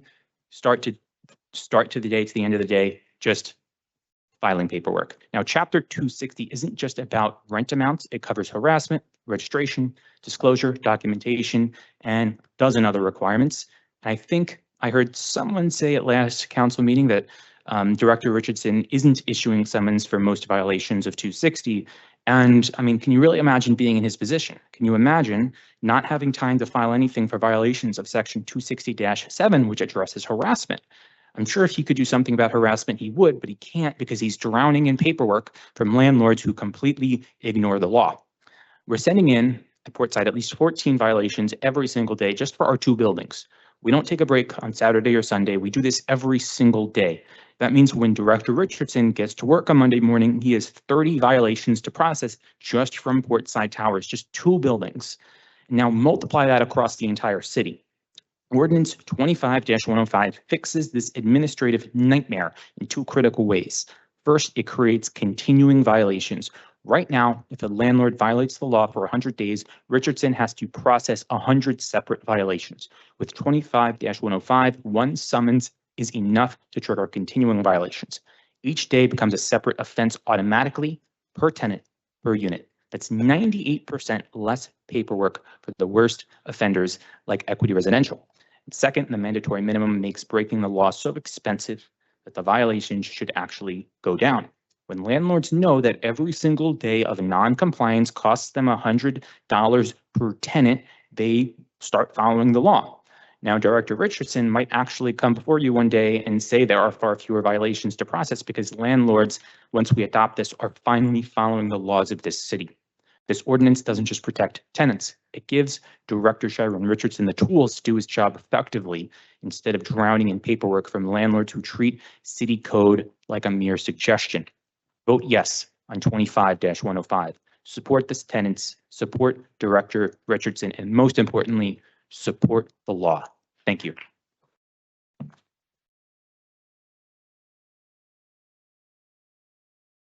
Good evening. I'm Michelle Hirsch, President of Portside Towers West Tenant Association, Jersey City Democratic Committee member representing District F32, and co-chair of the JCDC Subcommittee on Civic Engagement. As a tenant advocate with wide reach, I urge you to vote yes on Ordinance 25-105 tonight. I live in a building where my landlord, Equity Residential, faces a $400 million lawsuit for allegedly collecting illegal rent for more than 20 years, where over 100 security violations sit unprosecuted in municipal court, where tenants have endured chronic elevator failures in our high-rise towers, pest infestations, HVAC bills reaching over $600 monthly, and numerous very real safety issues. But I'm not here to target one landlord. I'm here because every tenant in Jersey City deserves protection. Up until now, when landlords break the law, Prosecutors have been known to dismiss violations or reduce fines to zero. Bad actors treat penalties as merely the cost of doing business. That's why we need mandatory minimums to ensure the law has teeth. We're not alone in this fight. New York City mandates $350 to $1,500 daily fines for heat violations. Philadelphia, Washington, D.C., Newark, Chicago, Denver, Oakland all have established mandatory minimums because they recognize that voluntary compliance does not work. These cities understand that when a family shivers without heat, when children breathe mold, when seniors climb stairs because elevators don't work, a slap on the wrist is not justice. This ordinance doesn't target any specific landlord. It protects all tenants and demands accountability from all landlords, whether they own 500 units or 5. The $100 minimum fine is reasonable, lawful, and necessary. Some will say enforcement is enough, but our current mayor has reinforced that enforcement without consequences is theater. Council members, you have the power tonight to say, Jersey City stands with tenants. We won't let corporate landlords calculate that violations are profitable. The ordinance before you represents the bare minimum of accountability. Our neighbors in crisis deserve at least that much. Please vote yes on ordinance 25-105. Thank you. Motion. Motion motion to close the public hearing made by Councilperson Rivera. Is there a second? Second. Second made by Councilperson Waterman. For final consideration and adoption of ordinance 24-105, how do you vote? I'm sorry. Motion to close the public hearing. Let me just run down the list of votes there. I'm sorry, I'm getting ahead of myself. Councilperson Ridley. Aye. Councilperson Hewlings. Yes. Councilperson Bojano. Councilperson Solomon. Aye. Councilperson Najez. Aye. Councilperson Rivera. Aye. And Councilperson Waterman. Aye. Motion to close public hearing passes. For final consideration and adoption of ordinance 24-105, how do you vote? Councilperson Ridley. Aye. Councilperson Hewlings. Yes. Councilperson Bojano. Councilperson Saleh has already voted yes. Councilperson Solomon. So just briefly, I want to thank everyone who kind of worked to bring this forward. I had Isaac on my team, law department, municipal prosecutor, and our friends at Portside. And I think it was a good example of good policymaking where, we were listening, heard concerns about the ability for us to issue these fines, have long been frustrated by the slaps on the wrist that don't properly deter illegal and bad behavior. And ultimately, by kind of multiple series of conversations, I think came up with an ordinance that's really going to make a difference in people's lives. At the end of the day, we're going to have a Jersey City where we now have significantly greater power to hold bad landlords accountable. And now it's going to be up to the prosecutor and the mayor to deliver on that. So with that, I'm proudly vote aye and excited for this to pass. Councilman, thank you, sir. Councilman Gilmore has already voted yes. Councilperson DeGise. Councilperson Rivera. Aye. And Council President Waterman. Ordinance 25-105 is adopted unanimously 9-0. Now, Councilman Solomon, you will be leaving us this evening? I will. Okay, so if you may, sir, I'd like to get your vote on the claims. Aye. Okay, and as far as resolutions 10.1 through 10.14, how do you vote, sir? Abstain on 10-4, aye on all the rest. Okay, abstain on 10.4, you said, correct? Yes, abstain on 10-4, aye on all the rest. Okay, and with regard to agenda items 10.15 through 10.25, how do you vote, sir? So I'm going to vote aye until 10-24 and then no on 10-25. No on 10.25. Okay. And before you leave, one more housekeeping matter. I understand the council is considering or would like to carry agenda item 3.1, which we just introduced earlier today, to the November 12th, 2025 hearing. Is that correct? You did not want to introduce that? I mean, it's Council President's, but that is what we discussed. Yeah. Yes. So shall I entertain a motion to carry agenda item 3.1 for a public hearing at the November 12th council meeting? Sure, motion. Motion made by Councilperson Solomon. Second. Second, I didn't, was that Rivera? I think? Second. Second by Rivera. All in favor, Councilperson Ridley. Aye. Councilperson Hewlings. Yes. Councilperson Bogiano. Councilperson Saleh was not here. Councilperson Solomon. Aye. Councilperson Gilmore is not here. Councilperson DeGeez. Stepped away. Okay. Stepped away. And Councilperson Rivera. Aye. And Council President Waterman. Yes, I just want to note, I'm carrying it, but I want people to know this is in effect because on the south side of the city, they are buying up people, 1-family and 2-family houses, not living there and hiking the rent and pushing people out. So we're trying to slow that process down because people will not have a place to live. So you want to advocate, go on the south side and advocate for them too. So again, just to recap, agenda item 3.1, which was introduced earlier today, ordinance 25-106. The public hearing for that ordinance will be held at the November 12th council meeting. Okay, moving on to our public hearing on the 2025-2026 Municipal Square McGinley Square Special Improvement District Assessment Roll and Budget. We have a public hearing. Anyone wishing to speak, please line up in front of the podium. Motion to close public hearing made by Waterman, Second. second by Rivera. All in favor? Councilperson Ridley. Aye. Councilperson Hewlings. Yes. Councilperson Bogiano. Councilperson Saleh is not here. Councilman Solomon is not here. Councilman Gilmore is not here. Councilperson DeGeez. Oh, she's not here. Okay. Councilperson Rivera. And Councilperson Waterman. Aye. All right, the public hearing is closed, 6 and 3 abstentions by virtue of absence. We are now moving on to the public speaking portion of the meeting. I will call the names in the order that they are listed on the agenda. Each speaker will have 3 minutes to speak. You may address the council on any issue that you wish. Please be mindful of the countdown counter to my left, your right. The first speaker is Laverne Webb Washington. Not here. Not here, okay. Okay, moving on, Tina Knowles. Okay. Gina Davison. Is here? Oh, okay.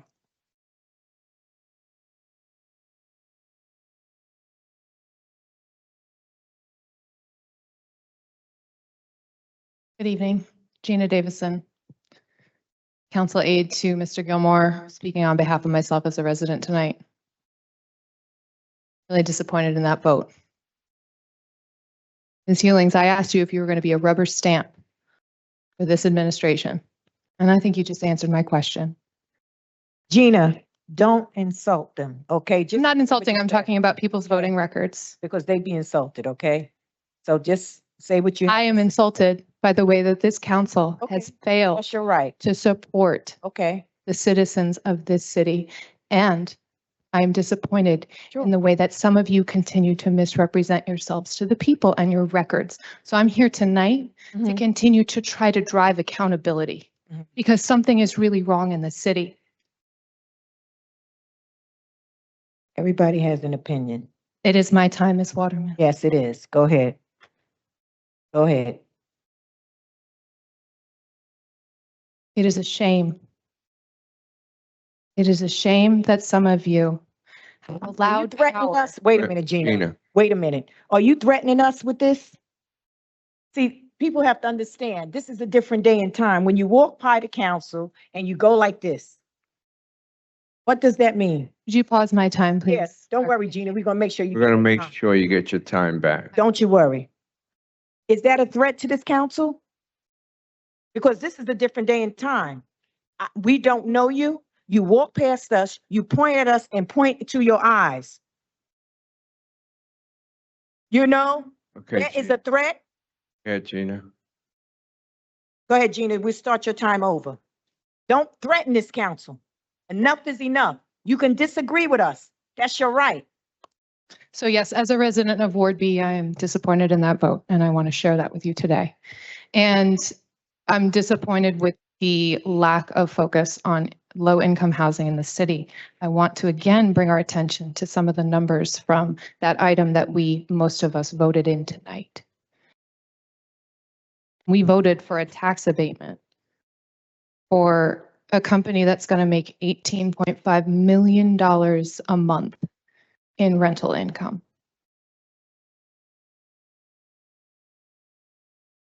That's a lot of money.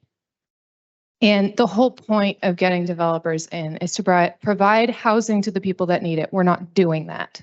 It's to provide tax income. It's to provide improvements to our city. We're not doing that. So I will again repeat my previous statement that this is an inappropriate application of the local redevelopment and housing law, NJSA 40A:12A1. As are most of the abatements in downtown Jersey City. And if y'all were doing your jobs and walking around the rest of the city, you would be seeing that and you'd be confronted with it constantly. And some of you are, and I want to credit you for that. But most of you aren't. And I'm really disappointed. Thank you.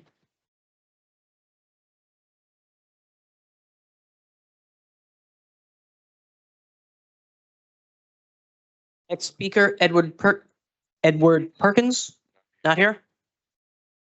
Raynard Howell? No. Alexander Baumel? No. Esther Whitner? No. Alyssa Jacob? No. Christopher Capers? Okay. Good evening. My name is Chris Capers.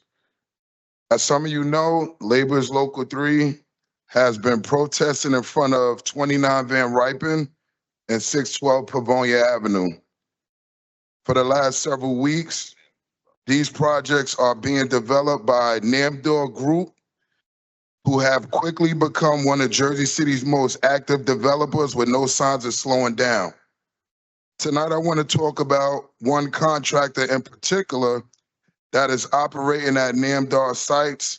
Concrete Rising is a non-union concrete contractor with a history of shady leadership and wage and hour violations. Concrete Rising co-owner Tom Bertoli pled guilty in 2022 on corrupt interference with tax laws, and he has been accused of coordinating voter fraud connected to Steve Fulop's city council victory in Jersey City in 2005.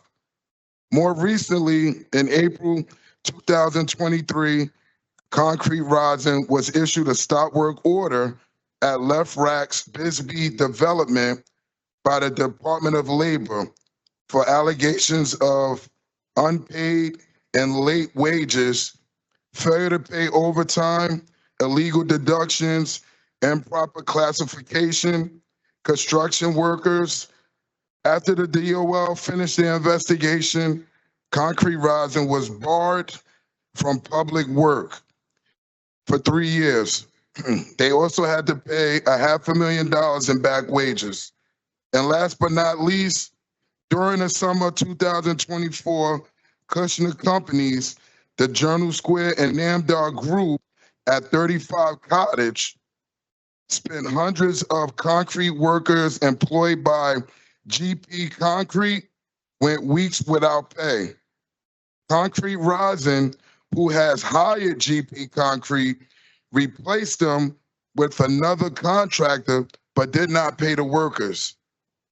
Our union helped over 70 workers file wage death claims with the DOL, and we recently learned that Concrete Rising and GP Concrete are disputing the DOL's findings. Workers have now been waiting over a year and are demanding that Concrete Rising and GP Concrete stop delaying the process and pay the workers what they're owed. You can all help by signing our petition that I left in the back on the table. And I also want to personally invite every one of you here to our information line from 7 to 2. Thank you for your time. Thank you. Percy Lujan. Good evening, everyone. My name is Percy Lujan.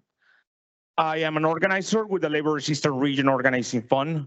We're currently protesting at 29 Van Rapen Avenue to draw attention to the responsible development practices of the Nandar Group. I am fairly new to Jersey City, but in this brief time, I've come to really appreciate this place. It is a vibrant, diverse city oozing with culture and history. It is also a city undergoing very drastic changes, made evident by the rapid development of Journal Square in the past years. Speaking to longtime residents and community groups, I've come to learn many times they feel excluded from these developments. Jersey City has led the New York metro area in housing production. Yet this new housing is unaffordable for many of the longtime residents. At the 29 Van Rapen Avenue and 612 Pavone Avenue sites, Nandar Group is developing 1,126 units. 968 of them are studio apartments, and there are zero affordable units. AJD, Nandar Group's go-to choice for general contractor, has a history of hiring unscrupulous contractors. The New Jersey Department of Labor currently has 5 open cases against contractors that operated on AJD's job sites, including at Namdar's 35 Cottage Street project for violations including non-payment of wages, failure to pay overtime, lack of workers' compensation insurance, and hindering the Department of Labor's investigation. Many of these workers are still waiting to be paid. I personally witnessed workers buying their own safety equipment, and this last summer, workers at AJD sites told me that they were not being provided water during heat waves. By hiring AJD again for their Van Rapen and Pavonia projects, Nandar is undermining the livelihoods of construction workers in Jersey City.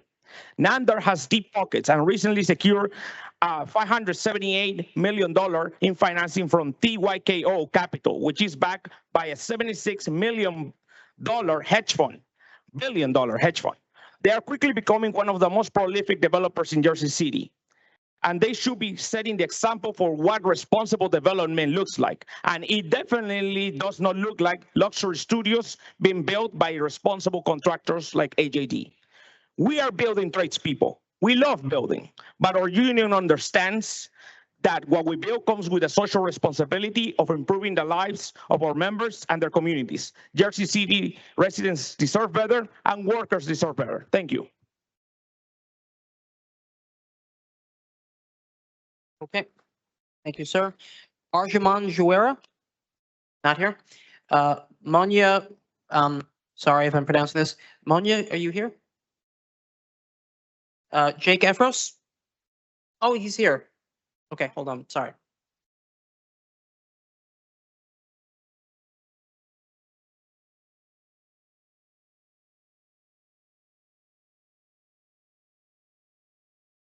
Yes, I'm sorry. I didn't see you here. Yes, you are listed as number 12, correct? Monia, I don't, if I'm, no, Ray DeBoyum? Well, you are eligible to speak, so you are here, so feel free to do so, sir. You have 3 minutes. You Thank you very much. I came here. have to use the mic, sir. I came here not just to city council. I came to all people in this chamber.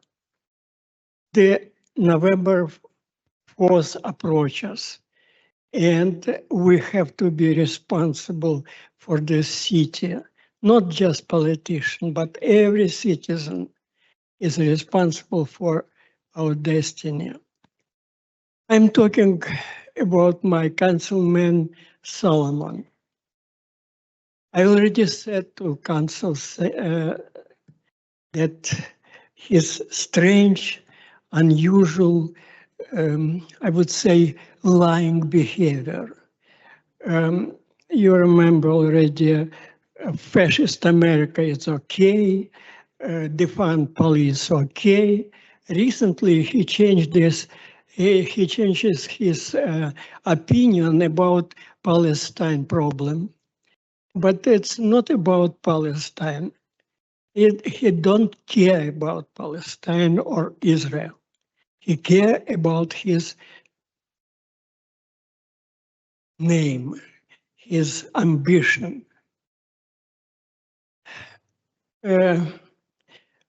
If he don't know, I can recall him. The Israel just 80 years ago was created. And within these 80 years, population of Israel go to 10.1 million. Palestine had a lot of opportunities to create own state. President Clinton was able to manage this situation and offering the Palestine the capital, half of Israel. Palestine declined this opportunity. So, Mr. Solomon, I have for you one simple suggestion. Remove your name from people who pretend to be our mayor. Please do it if you respect yourself. I know very well your relations with our management. I know very well how you relate to them. You are wrong when you said, I am still not for sale. You have to say, I am still not for resale, because you already sold yourself completely. Thank you very much. Thank you, I sir. appreciate it. Jake Efros?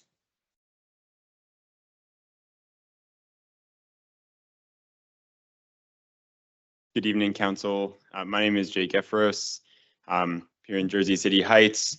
I'm here today in solidarity with the members of Local 3, the laborers, Local 3, also in solidarity with the members of 1199J and of HPAE at Christ Hospital. In multiple sites, we're seeing that there's this threat and this attack on what Jersey City should be, which is a union town. Jersey City is a union town, but it doesn't feel like it right now. And it doesn't feel like it because we are seeing not only non-union workers go through deep exploitation, developing a zero affordable housing site at Journal Square, but we're seeing what amounts to wage theft by contractors like AJD and NAMDAR that are developing there. This is a disgrace, and I stand in wholehearted support and solidarity with the laborers Local 3 in fighting back and pushing back against them. Also, in the Heights in our neighborhood, at Christ Hospital, now HRH, we have HPAE, Health Professionals and Allied Employees workers, and 1199J workers pushing back against the attacks by new management on the what they're calling non-essential services at that hospital with a threat of closure. Thankfully, this hospital can't just close outright, but we as a city need to be proactive in supporting our union workers at this hospital, our union workers at our construction sites, and we need to be holding these big corporations accountable. We need to be bringing them in here. Our city council should be subpoenaing these people who are at the top of these companies to hold them to account, ask them what they are going to do to right the wrongs that are being done onto our community and to our laborers here in Jersey City. That's my piece for this evening. Again, Jersey City is a union town. Let's live up to it.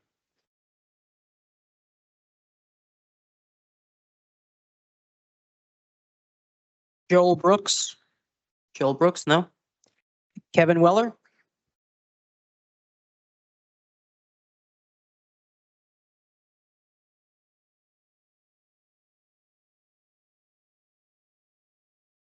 Again, Council. I want to thank Councilman Solomon again and now this entire council for passing ordinance 25105 tonight. That was the right vote, of course. Which brings me to what happens next. With 25105 now law, there really is nothing preventing Director Richardson from enforcing all of Ordinance 260. The administrative burden, well, you just fixed that. So let's talk about what full enforcement actually looks like. Before the last council meeting, Jake Hudnut, Municipal Prosecutor Hudnut, would answer emails and take phone calls. Since the last meeting, that all stopped. I don't know why. I'd rather communicate directly than raise these issues through the press or in public comment, but here we are. Before he stopped communicating, Mr. Hudnut told me something interesting. He said only a few sections of Chapter 260 ever actually get acted on. Initial rent determinations, rent roll filings, that's about it. Let me read you Ordinance 260-17, something he and I discussed.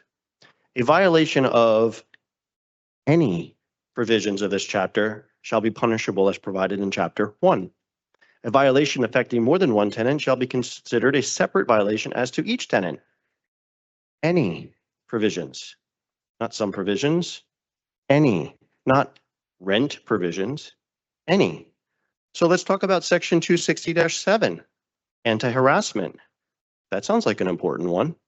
In all of Jersey City's code enforcement, Jersey City's code, anti-harassment lands squarely under Ordinance 260. That's a provision. Yesterday, Councilman Gilmore asked me, how would Richardson even know if 260-7 is triggered? The answer is in the ordinance. Section 260-7 gives us one of the triggers, 2 words, inadequate security.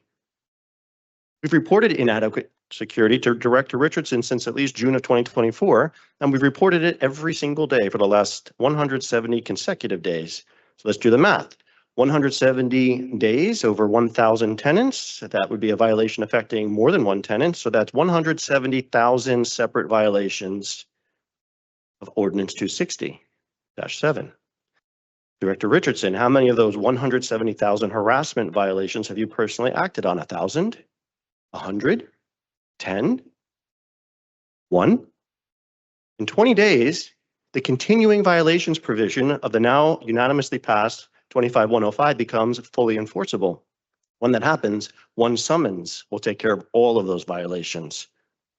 So I really hope that that's what we see happen. Thank you.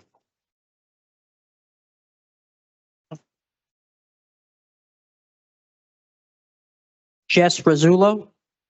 Not here? Okay. Mabel? Okay. Subi? Good evening, council members. My name is Subi Huikuri. I'm resident of Portside Towers, owned by Equity Residential.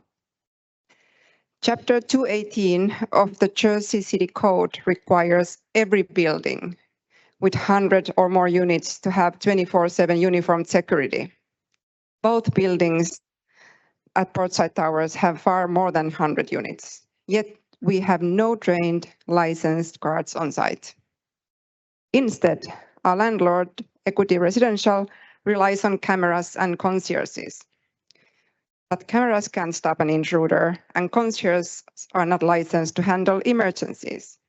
That's exactly why the law says uniformed security guards, meaning professionals trained in homeland security and counterterrorism, emergency response, theft prevention, limits on use of force, detention of suspects, ethics, and first aid, CPR, AED. These are not interchangeable roles. We've seen why this matters. Last year, on November 22nd, a man violently assaulted his girlfriend and entered our East Tower lobby. On June 9th, a stray bullet struck a child's bedroom window in our building. This summer, a resident's car was smashed beside her daughter's car seat. 2 weeks ago, a female resident realized a man standing behind her, pants unzipped, next to our buildings. These are not isolated events. They are proof that we need the uniformed